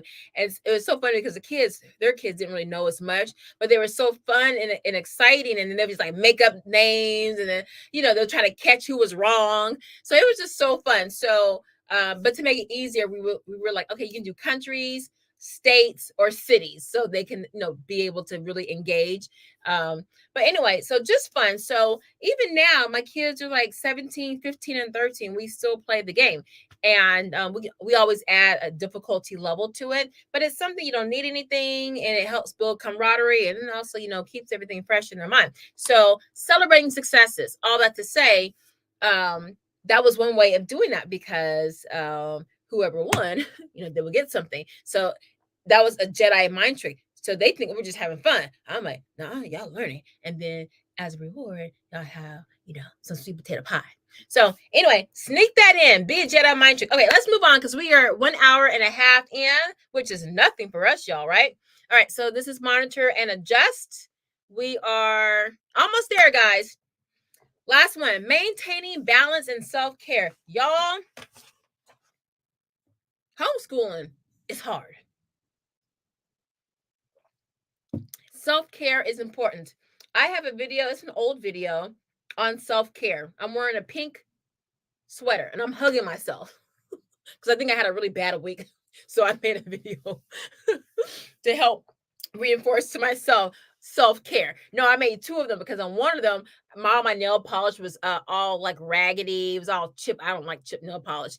And I was like in the thumbnail, like, because my nail polish is all chipped and my hands were ashy and just raggedy. Self-care. I can't even stress the importance of that, because if you're not taking care of that inner being, which is you, everything else is just going to come out rotten. Okay. Allocate. I'm talking to you, mom, dad, whoever the educator is. Allocate me time each week. Okay. Even if it's just an hour in the, or a relaxed bath, or you just have a book you can sit down and read, and then, oh, I spilled my drink. Have your little drink. You don't want them seeing what's in your glass. Mom, why is your drink red? Oh, it's strawberry Kool-Aid. Not strawberry wine. Self-care, please set aside. I get up early in the morning just because my body gets me up, and that's my me time in the morning, because nobody's up, nobody's asking for anything. There are no activities to go to. It's just me. Self time for you can just be, hey, let me just have 30 minutes and them Chips Ahoy cookies, or whatever it is. Just if you find the time for yourself, you will respect yourself enough. And that's a real win. You don't think it's a win, but it is a win. I know when I started back in elementary school, my girlfriend, my best friend, always wore earrings. To this day, I've never ever seen her without a pair of earrings on. I have no idea what the holes look like, because they're always filled. But when I started doing that, I was like, oh my God, I just instantly feel girly and like beautiful just for some earrings. So you will never see me with no earrings on. It's just something for me. And when I have them on, I know it's for me. Like my hair, or I go slumming and stuff, but when I take a little bit of time in the morning to just focus on me, I really do feel good throughout the day. I really do. It's just as easy for me to put on a nice little blouse versus my bleach stain University of Texas sweatshirts that are falling apart because they're like from the 90s. Okay. And told you some information about me. It's just as easy to put that sweatshirt on as it is to put on a nicer top. So just do little things. Even if your bottoms are like pajamas, at least your top looks good. So allocate some me time, okay? Time management. This is very important for you and for your child. I have an old video on time management for children. It's a just put time in the search in the archives, it will come up. Now this is free. I think I have a video. I don't know if I pulled it, but I have a video on how to put together, how to use a lesson planner, or a planner. So let me see. A plan. I have a whole bunch. Okay. I know a lot of people don't like to plan, and that's fine. I don't either. But let me tell you, there are times when I'm like, I do what's called a journal planning, where after we do things, then I write it down, right? And I'm very glad that I do that, because let me tell you, 5 months, a year, just time away, you get insights. Old school curriculum back in the day, they would make the teacher's manual, the student textbook, the teacher manual, and then a separate teacher notebook or teacher notes.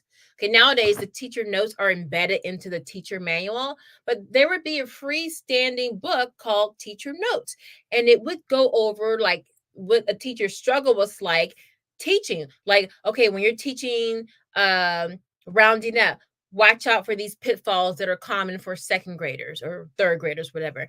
If you're teaching writing, grammar pitfalls, common mistakes. Or when you're teaching, it's just really, they're telling their experiences. It's all kind of wrapped up like universal experiences. So when you're keeping a planner, you'll, especially if you have a lot of kids, don't reinvent the wheel. This is a daily lesson plan. This is free. This is, I think I have this in my description box. If not, I'll take a look when the live is over and I'll put the link in here. But it should be, well, hold on. I got my phone right here. Let me just check. Let's check. Okay, I do have it. I have the link for this. This is free, 65 pages, I think. I have a daily lesson planner. Hold on, do I have a thumbnail for that? No, but that's okay. I have a daily lesson planner,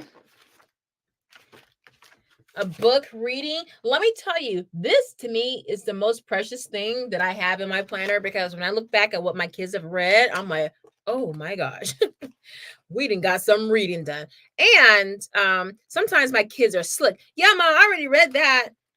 No, you didn't. You listened to it when I read it with your brother. So now it's time for you to read it, not just listen to it. I have weekly lesson planners. Okay, this one I messed up on. Hold on. I messed up with how I put this. This is my copy, but it's like supposed to be a 2-page spread. So I have it with for 6 subjects, 8 subjects, 4 subjects. That would be like the second page of it. I still have yet to rebind this. But anyway, I have 5 lessons. And then you'll have your monthly planner if you want to go monthly. Each month is color coded because I color code everything. Like here's September's fall colors. So that's free. Okay, of course you have to bind it yourself, but all of that is free. There's more in here. I have daily lesson samples.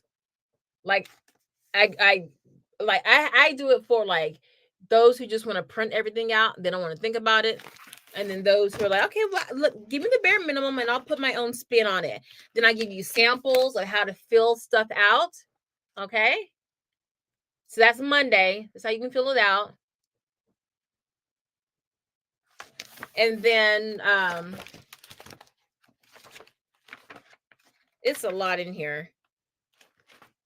Password manager. What does this have to do with curriculum, Nick? Well, it's to help you just get used to writing stuff down, right? Grade trackers, especially for middle school and up. Attendance logs. Probably don't care about that, but there you go. It's a lot. I had a video where I went over this and then I pulled it down. A curriculum budget, because we're in that season, y'all. We're in that season. Subject material, budget, actual costs, and then all the subjects. Just. So anyway, so this is not a review over this, but just letting you know, field trip planner. It's okay. You don't have to write it down all the time. Okay, you don't have to do it all the time, but get something down so then you can see how your time is. Okay, you can see. Oh, we haven't done math in a couple of days because you wrote it down, and because you didn't write it down, you didn't do it. So when you have a lot of kids and you're teaching 6, 7 subjects, give your brain a break and just write some of this stuff down. Okay. Also for what time is it? 5:48. It's Saturday. Okay, I'm good. Maintaining balance and self-care. We want to build support. So we want to build our tribe, right? We want to partner with another homeschooling mom, a trusted homeschooling mom who is not I think my dog is stuck on the patio. Duchess! I had a mouse on my patio for like 2 weeks, and, so my dog's been out there every day. The mouse is gone, but she'll come out there and just sit and just stare at the table in the back of the patio, 'cause that's where the mouse was setting up shop like it was an Airbnb. So, I hear her footsteps. Uh, partner with another mom. I cannot stress to you how I got through homeschooling. My girlfriend, she was my lifeline. Okay. And she was a person I could confide in. She always had great ideas. We would bounce things off. Luckily, our kids were close in age, and at one was the same age, so that helped a lot. But even if it's a veteran and a newbie, you can still learn from each other. Okay, so I would definitely, if you can't find somebody in real life, find somebody online. Um, one wish of mine is that I could bring a homeschool conference um, to the West Coast. We do have a couple. They're far out, but I wanted I want it to be more on the social side for the parents, so they can build camaraderie, like activities for the parents to do, so they can find at least one person that they bonded with, and then that's their lifeline when they go back to their home. So maybe in the future, but that's on my mind. Okay, and then finally, because I know you're all like, okay, Nikki, wrap it up. It's Saturday. You're eating up all my free time. My final thoughts. Okay, so what I want to really stress when you're looking at resuscitating a dying curriculum, okay, you have all these tips, all these hacks, all these tricks and strategies to get you going. Is number one, trust your instincts, okay? Just like when you have kids and you're like, you know your kids, you know the one kid who is sneaking, you get the one kid who is like by the book, and the one kid who just don't care. You know your kids, right? Or your sisters or your siblings or friends, and you know what they're about. Trust your instinct and think about a time when you followed your gut, your instinct, and it was a positive outcome. Maybe you were going to second guess yourself about something, but you didn't. Like maybe you're going to buy this house or this car, or you're going to rent this or whatever, or get this dress. And then initially you were like, all the reasons why you should do it. And then you started second guessing yourself. And then you're like, no, I thought this is the one. Or, nah, that ain't it. You went back to your instinct and it didn't fail you, right? So um, think back to a time when you trusted your gut feelings and there was a positive outcome. That's important. Write that down, if you will. I mean, it's always good to have a gratitude journal. I have one. Let me grab it, and I call it an attitude of gratitude, and it's all nice and pink. Where is ya? Huh. I haven't used it in 2 weeks. Oh, here we go. And actually, I have two. One I got when I did the that homeschool swap. Um, but so this is my, nice and shiny. But just having that gratitude and just jotting things down. I like look at this, 2018.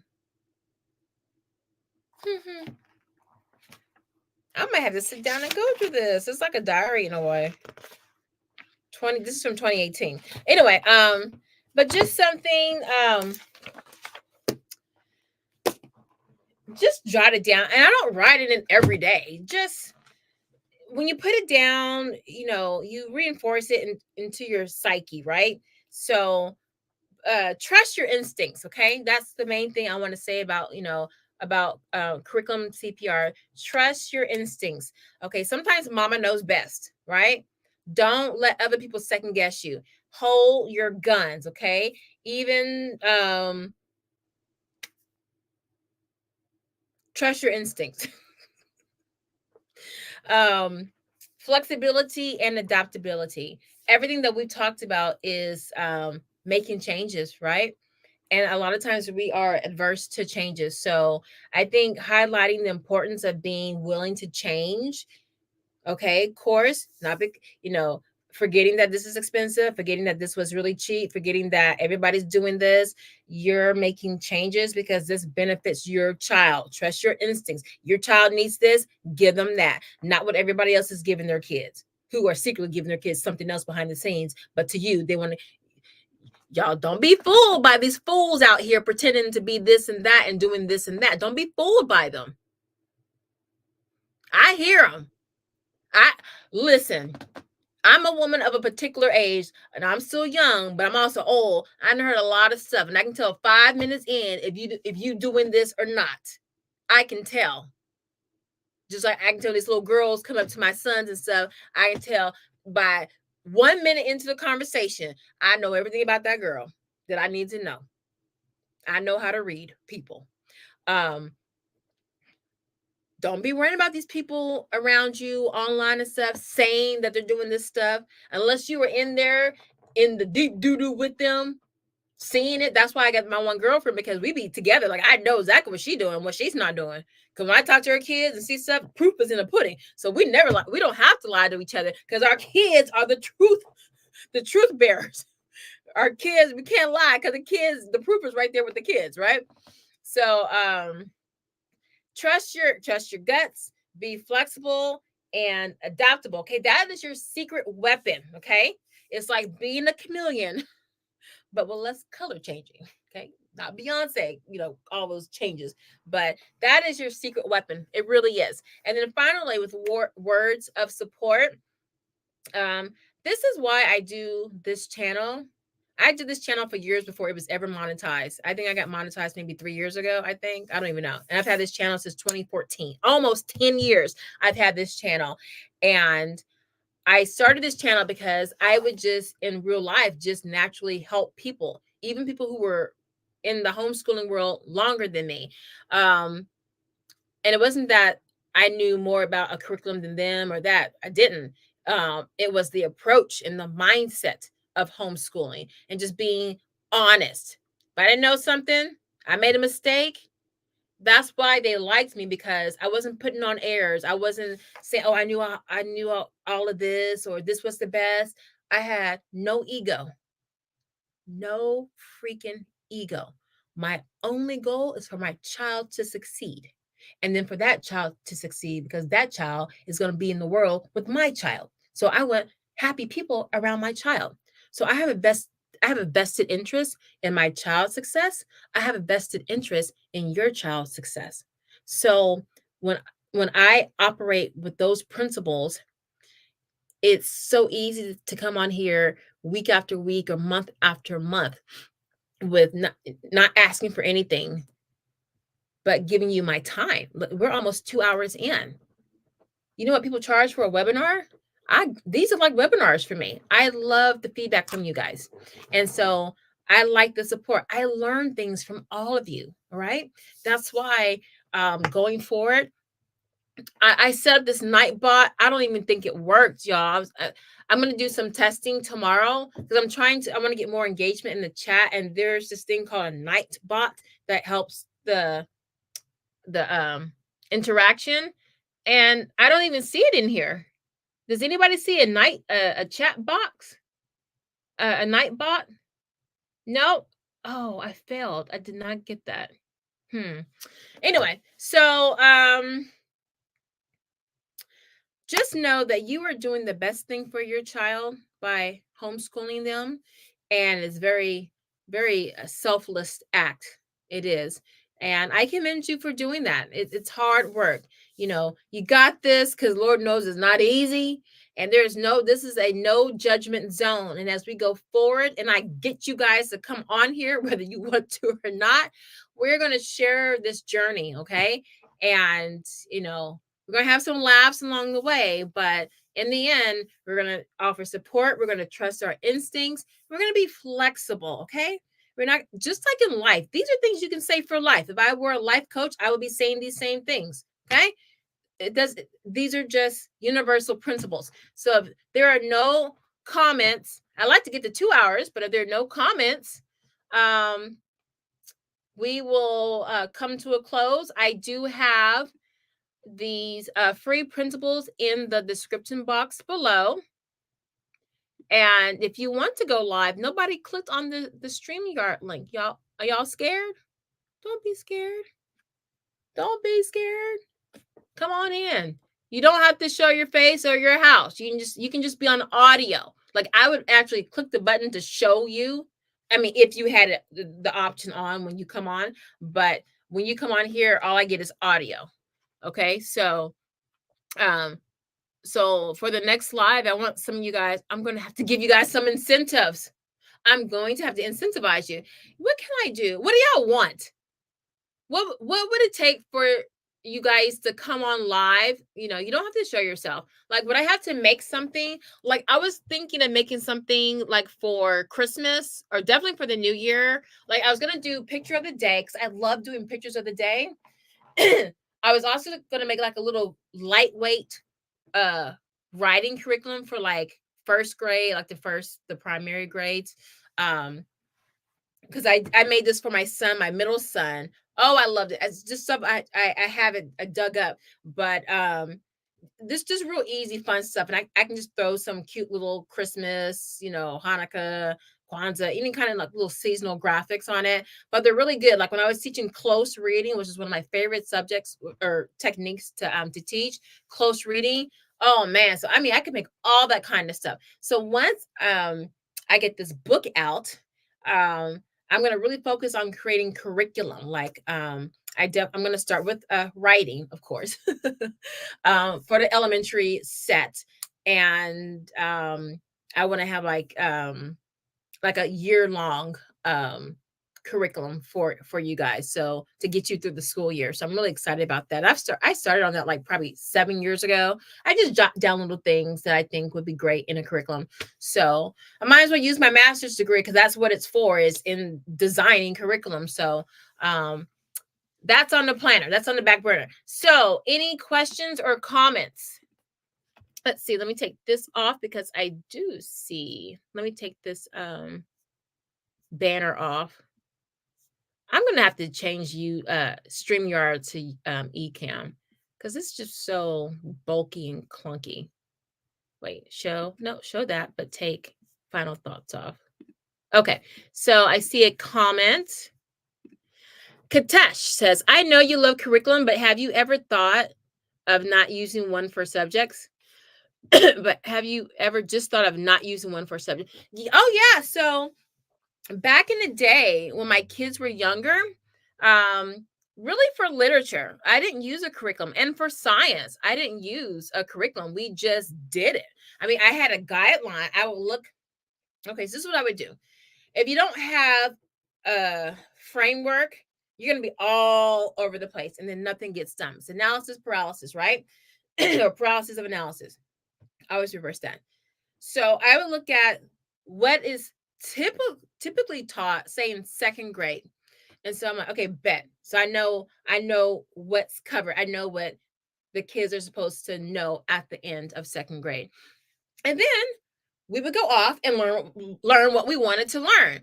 But I would try to incorporate those components in to fulfill, to round out that learning. So take, let's say history. Let's say 5th grade history or 6th grade. Well, I don't even know what the standards are for that. But let's just say US history in middle school or US history high school.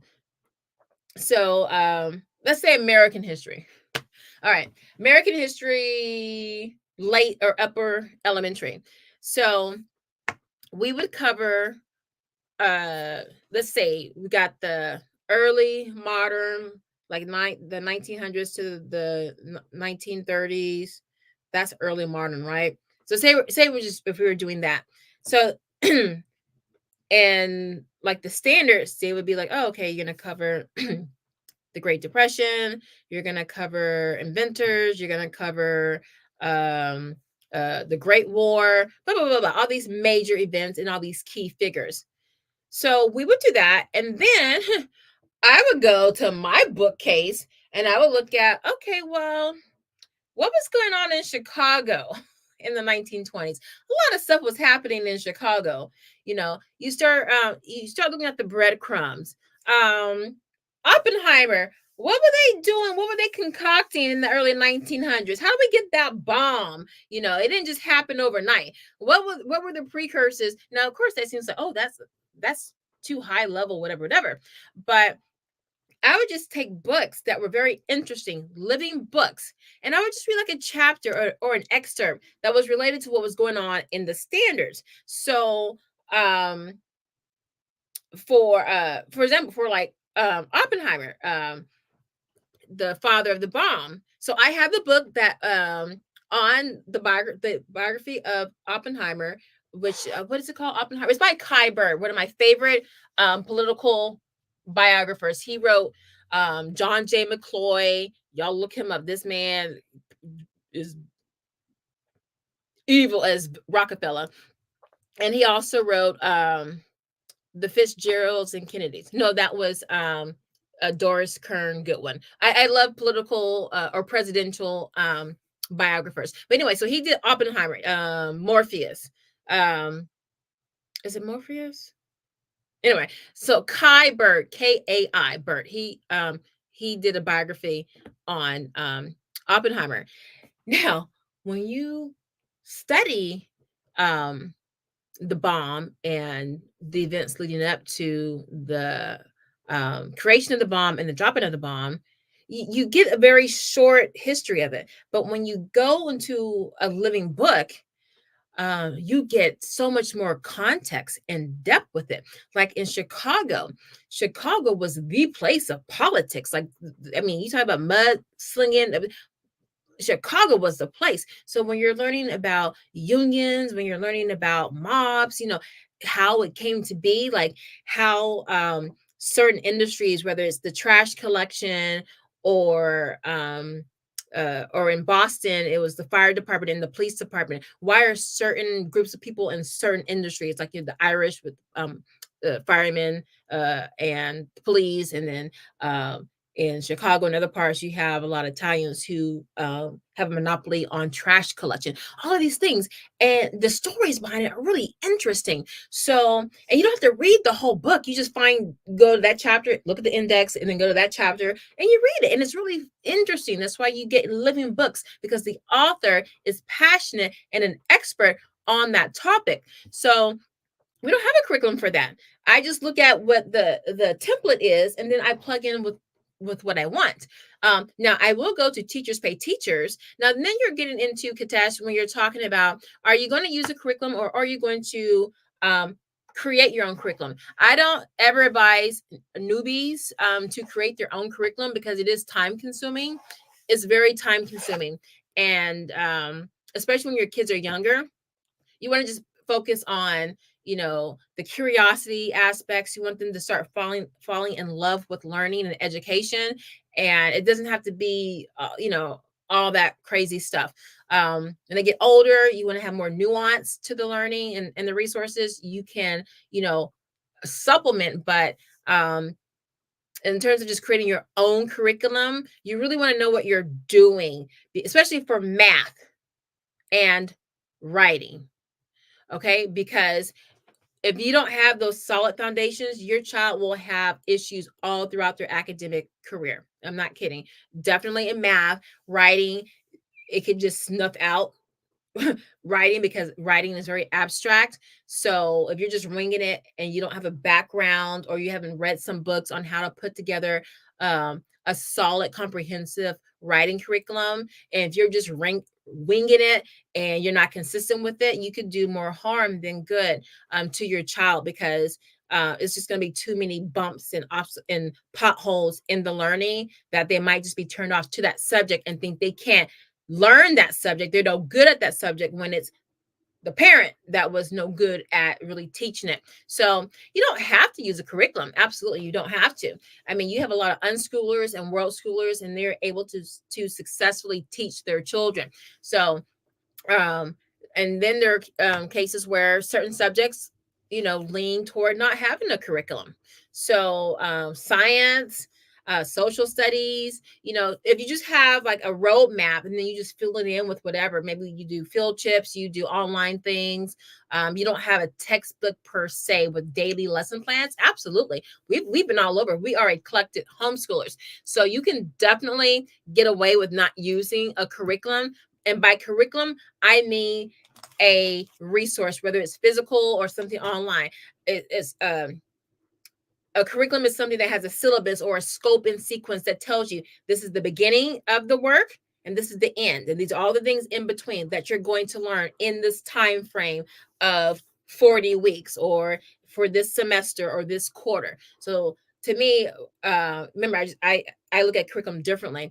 I look at something that's more comprehensive, but other people might consider a curriculum of, hey, we for writing, we do 5-paragraph essays every month.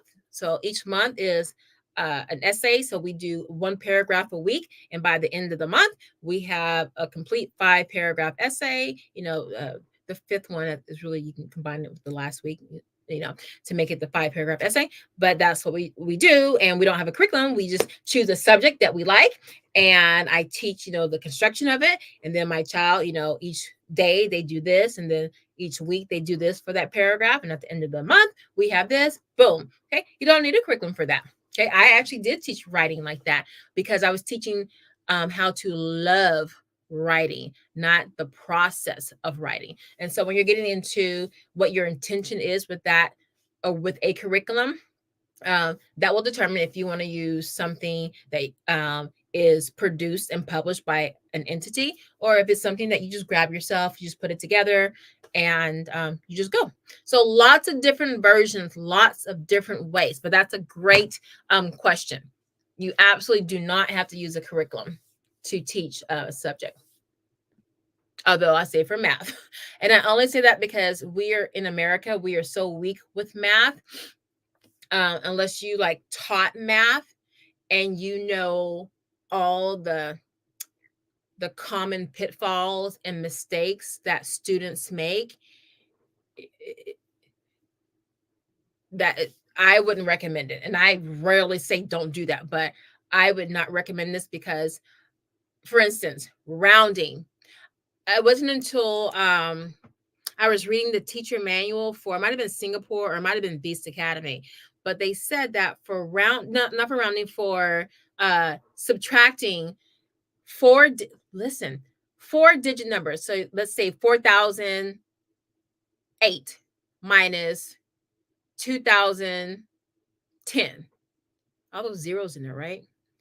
So when you're subtracting that, the children, like if they're in 2nd or 3rd grade, they still don't have a grasp on zero and what zero means, that place value.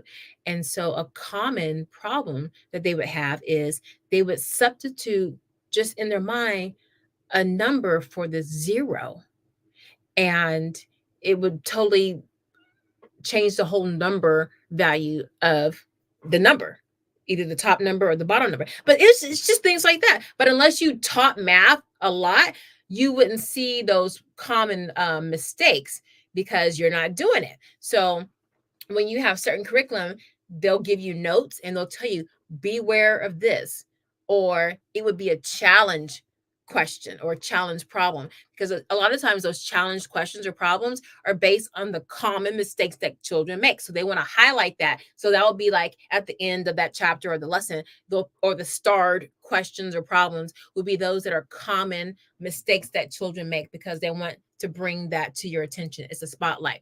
So for math, unless you taught it, you might want to follow something you can supplement to your heart's content. But everything else, I'm like, go for it. But I could be wrong. Any other questions or advice? Let's see.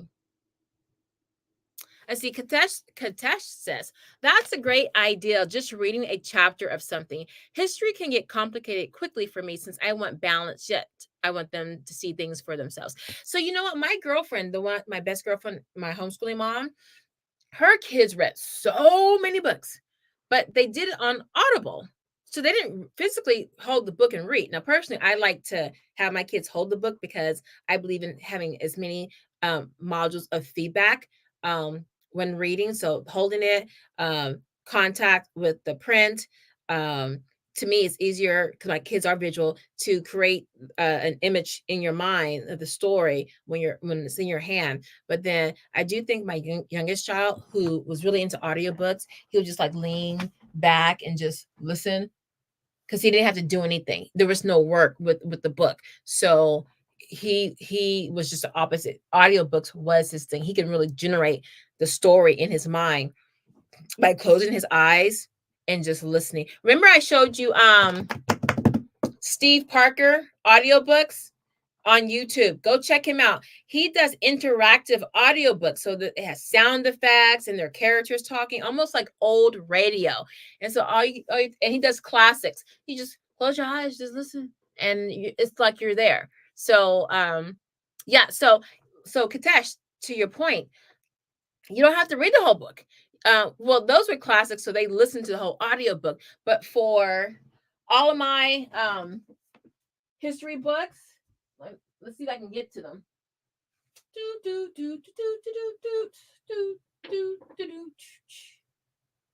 All right, here's some. I got a lot of stuff here. Where's my John Taylor book? I got stuff. Oh my goodness, I just need to organize this just one day, Ebony. One day. Hold on, y'all. I'm right here. All right, here we go. There we go. Let's see. I think I can get to it. Uh-oh, here we go. I got some.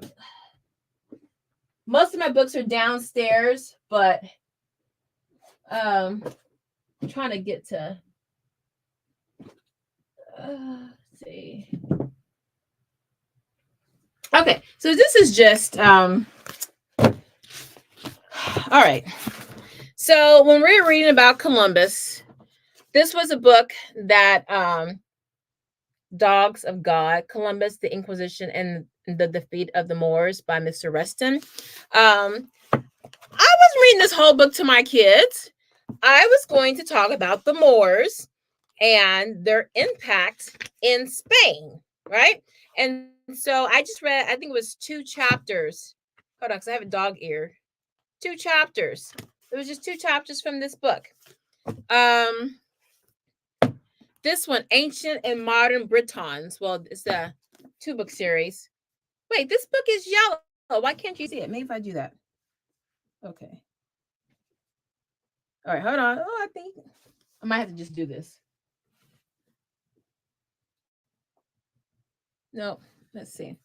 Maybe if I put this behind here. Well, you can kind of see it. Oh, there we go. I have to get close. This is a dense book. It's a 2-volume book. Okay, it's a dense book, and it talks about the ancient people in Britain. And if you look at these pictures, and this book comes with receipts, you can't even tell. Look how they look, right? So when people say, "Oh, there weren't any blacks in European nobility," oh yes, there were. There were quite a few actually, and they show pictures and coins, journals. I wasn't reading this whole thing to the kids. I was like, okay, well, let's focus on these nobility nobles who were in Europe at this time. So like when we were doing world history with Bookshark, they had some great resources. I had great resources. So I would just pull out things to supplement or to challenge what we were reading. You don't have to read the whole book. You just want to have alternatives so you can have a conversation, right? You want a conversation. So this is what they said. But I have this. Does this agree with what they're saying here? And then it's an opportunity for discussion. Absolutely. So that's a great question. See, a little word of advice. If you feel overwhelmed by the whole process of homeschooling, please give your kids a day off and sit down with them and talk it out. Oh, absolutely, Elizabeth. I have a couple of videos on, and actually they're on lives. So I have no idea which ones are on because we talk forever and we go off on tangents. But I think I spoke on about 40 minutes on taking how to take the stress out of homeschooling and things you can do for yourself, things to do for your children, and things to do in your household. And number one is I find is when your house is cluttered up, your mind is cluttered up, and everything else that comes from your fingertips will be cluttered, which is a recipe for disaster. You can't find anything, you can't do anything, then there's stress, and then nothing's getting done. So, what I talked about for the little ones is making a suitcase. I got an old video. I think it's called How to Homeschool Multiple Ages Without Losing Your Mind. It's in my archives. I need to update it. But any kind of little container. I had like a little suitcase from the dollar store, and you go to the dollar store, you fill it up with all kinds of little cheap things. Then you get things around the house that you don't think are toys, but you have to think like a kid, like something like this. Like, this is the dollar store. This is an eraser, a dry eraser. To your kid, this is 200 different MacGyver tools. Put that in the toy box. And then that becomes your arsenal for when the stress and the panic comes in and you need to teach something or you don't want to teach anything, so you have that ready to go. You're building up your arsenal. For your older kids, you can have little stress-free things like the things you turn upside down, or the stress balls, journals if they like to write, to encourage that. Get a nice little fancy pen, nice little journal. um let's see, it's think of comfort things for teens, comfort things for kids, comfort things for adults, and then you put that in a container that it's like when you're in a building, an office building, and they have that little axe with the, I think, something in there, and it says break in case of emergency. That's what it's for. um Comfort food or snacks, but you got to make sure you're not snacking on that when you're having a good time. It literally has to be in an area that no one is going to be like getting into. Okay, so when you have those kind of days, I always say, make a playlist on YouTube. YouTube is free. Make a playlist. On that playlist, put peace of mind day, or for the playlist you can call it calm, restoring calm. Give it something cute, and then put videos, documentaries, movies, something for everybody in the family. Two examples for everybody in the family. And then when you're having one of those kind of days, you like, break, y'all. It's a peace out day. We're saying peace out to what we're doing, and we're gonna peace in with this movie.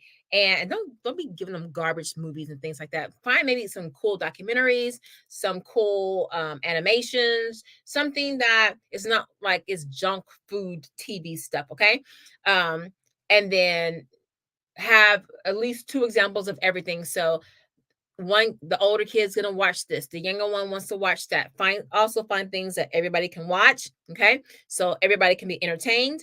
And then you have those emergency snacks, or it could be just something that you can prepare like really quickly, but you want to be able to access it quickly. And then if it's toys or whatever, this is your survival mode. So you want to have that in boxes, hidden away in a closet, in a cabinet, in the garage. Pull out with the axe in case of emergency, and then you put on YouTube and y'all watch whatever. And then afterward, you guys can like just kind of talk about briefly, hey, listen, y'all, we're gonna watch whatever. And afterward, I want to talk about, what went wrong today. Okay, I'm gonna talk about things I could have done better. Okay, we're gonna have a come to Jesus moment. We're gonna have a come to our senses moment. But we're gonna talk, and then the day is yours. Okay, but before the day is yours, we gotta have a little tete-a-tete. We gotta have a little talk time. Okay, a little huddle, and then y'all can go off. Okay, but start with the the documentary, the movie, whatever, and then the talk time, the reflection, and then they can go off and do what they want for the day. But then let them know in that talk, hey, before I let you guys go and do whatever, tomorrow we're resetting, we're starting over, we're going to have no memory of today, and we're going to start fresh tomorrow. Now, this is a transition. So when tomorrow comes, whatever was the point of contention the day before, you either remove it, you kind of hide it, or you dive into it, but very, very slowly. So maybe your kids just woke up in a bad mood and they were just at each other. And so they had no intention of getting through their day at all. Okay. So it's not a curriculum problem.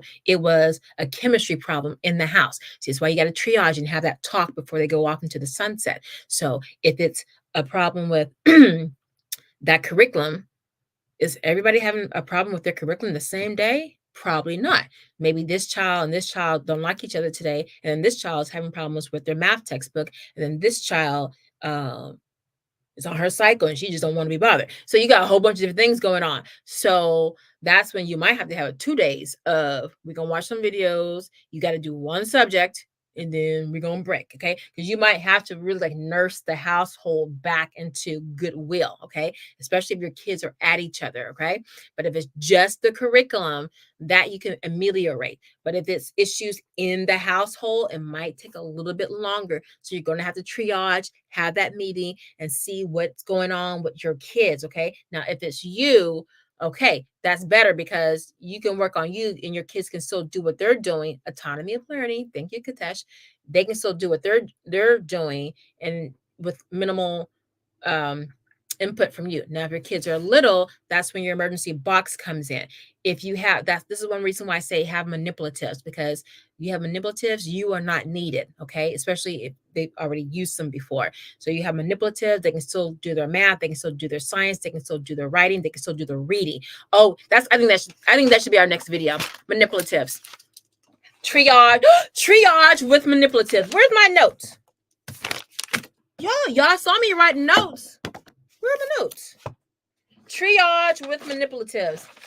Wait, where is it? Where are my notes? All right, I'll just do it again. Triaging with manipulatives. I mean, my drink spilled on it, but I didn't throw it away. Maybe it's over here. Okay, so, it is right here. All right, triage with manipulatives. So this, and remember, older kids, I'm going to show you all the manipulatives I have. And I need to hurry up because I told my neighbor I would give her son a lot of the manipulatives. Triage with manipulatives. So I need to use it in the video before I give it to her. And I was supposed to give it to her. Her son's in kindergarten. I was supposed to give it to her this summer. She's like, okay, well, maybe when he's in 12th grade. She was giving me some shade. I'm so sorry. And her dad just gave me some honey. So I'm like, oh, I got to get this stuff to her.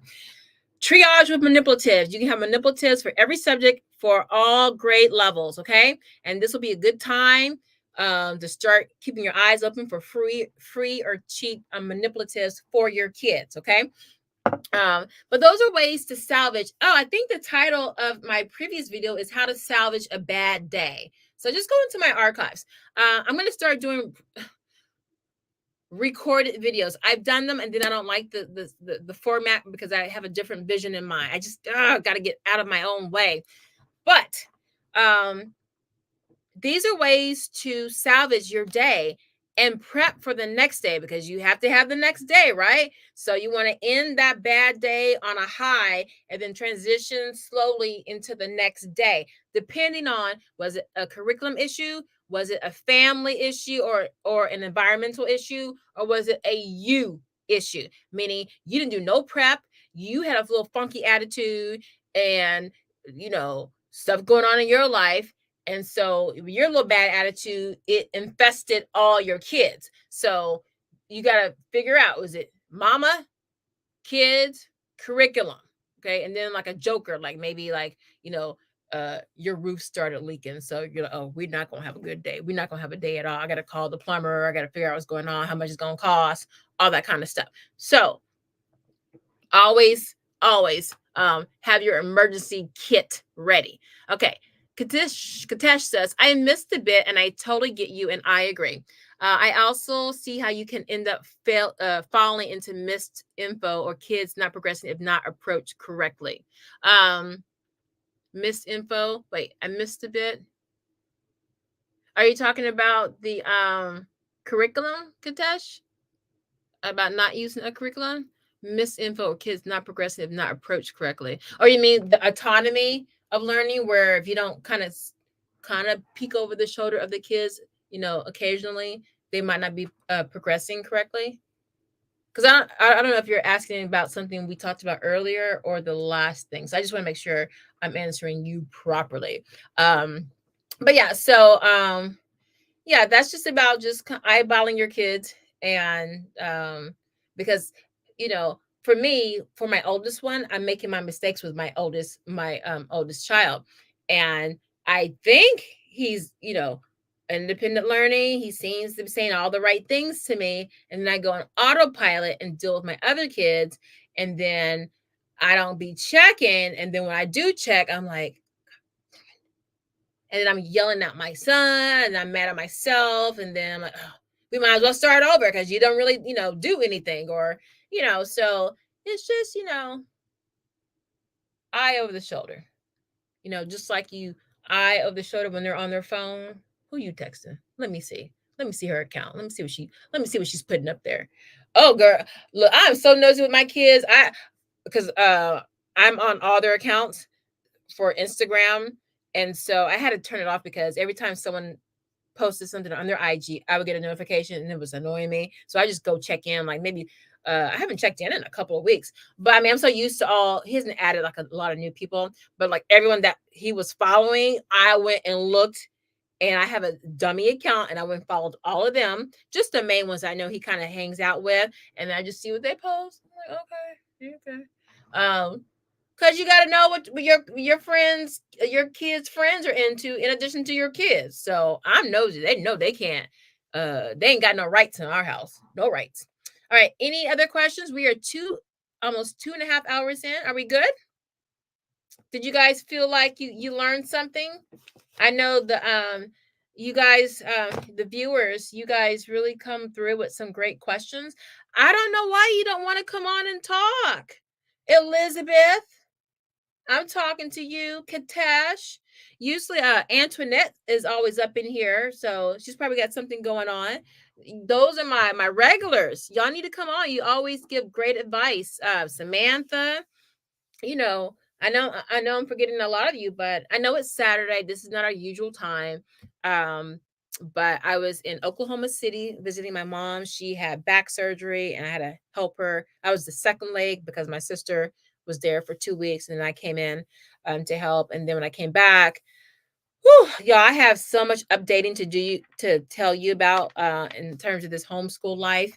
Really big announcement. But I also wanted to get the live back on because it's been a minute and I'm always rusty. I cannot believe I did not get Nightbot. So listen, guys, so tomorrow I'm not going live, but I'm going live to just test out some of my streaming stuff because I think I might change.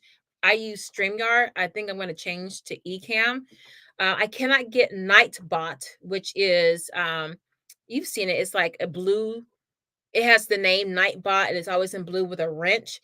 And then anything that you want to say to your people, like, hey, welcome so and so, when someone new enters, it'll say, hey, welcome so and so, or hey, welcome, Elizabeth. Love Katash has entered the live or the stream. It'll say, hey, I want to go live, click on this link, or hey, are you enjoying this? Don't forget to like, subscribe. It just gives like little reminders and information. So I set it up on Nightbot and it's not showing at all. So I'll be doing a testing. So if you guys want to come in while I test, that would be cool. Okay, Elizabeth says, I have a 1 and a 2-year-old plus the 9 and 10. My house is loud. Yes, it is. You are in the thick of it, my dear. You are in the thick of it. God bless you. But you know what? It goes by so fast, Elizabeth. Like, I have a 17-year-old. My goodness, where did that time go? He's a junior, late birthday. But I remember when I had a 1 and 2 year old, and I used to see the parents walking their kids to elementary school, and I was, oh, I can't wait to walk my kids to school. It's like a rites of passage. And then we did it for 2 years, and then we left public school. But it's just, it goes by so fast. So my girlfriend, who was like my best friend when my oldest was in kindergarten, like her daughter is a senior because my son is a year behind. And I'm like, I remember in kindergarten when I first met you, the teacher, she spoke really fast. And so parents were volunteering. There were 4 parents volunteering. And quick story. So she was giving us these directions on when the kids broke into their small groups at the tables, what to do at each table. But she said it so fast because she had to run outside and do something. And so when she was done, she left and we all looked at each other and I said, "Did y'all get this?" Because that went over my head. And everybody was like, "Oh my God, I felt the same way." I said, "Okay, so who's going to go grab the teacher and ask her to explain it all over again?" Like, "No, it's you because you're the brave one." So I was like, "Miss S." Some of the people didn't really get it, and I'm not sure. I tried to put it off on them. I'm not sure. I mean, I want to relay it, but I want to make sure it's like in your words. So can you just tell me in like clip notes what the bare minimum? Oh, okay. I'm so sorry. I had to rush out. So then she told me, and I told them. So when we went to our table, she was with me. She was like, "So what did she say?" So we bonded like that because then her daughter was new. She came in like I think like 2 months or 3 months after school started. And so she came in and I said, "Oh, you're so and so's mom." "Yeah, I've been watching her and making sure she seems really shy." So I sit next to her and tell little kids go over and talk to her, or whatever. "Oh my God, you're the mom." And we've been friends ever since kindergarten, since 2011. We've been the best of friends. But she homeschools, but she has one child, and so she's just amazing. But anyway, but then we kind of drifted apart because she has a daughter, and then they started homeschooling like at this school on the other side of town, and then we just drifted. And then I have my other girlfriend who we stay close and like see each other like every other week. Anyway, I'm rambling, but your tribe is what you make of it. So Elizabeth, honey, we wish you all the best, and you get a win because you got all them babies and you understand your house is going to be loud. My only advice is be careful who you let in your space, right? Um, they don't understand what you're going through, and they won't understand the noise, the mess, the frazzledness, all of that. So you make sure you find a soldier that you can be with. But this is a place to come to. Okay. So I love all of you. Thank you so much. If you would do me a favor, I should have asked this before. Most of you guys love. Please put a like on the channel if you like these lives. That means I will keep doing these lives for you. So put a like on the channel, on the whatever, and then if you have any comments later on, put them in the chat or in the comment section. I will check. I always read them, and I will respond to them. All right, I love you guys. I will see you on the next live. I will be testing out this equipment for Nightbot probably tomorrow. So if you see me live, I'm not doing a live. I'm just doing a live test, and I have to be live for the test to work. So, all right, I love you guys. I'll talk to you later. Last chance for comments or questions. Last chance for comments or questions. No one? All right. So we'll get out of here. I love you guys. I'll see you on the next live. Bye-bye.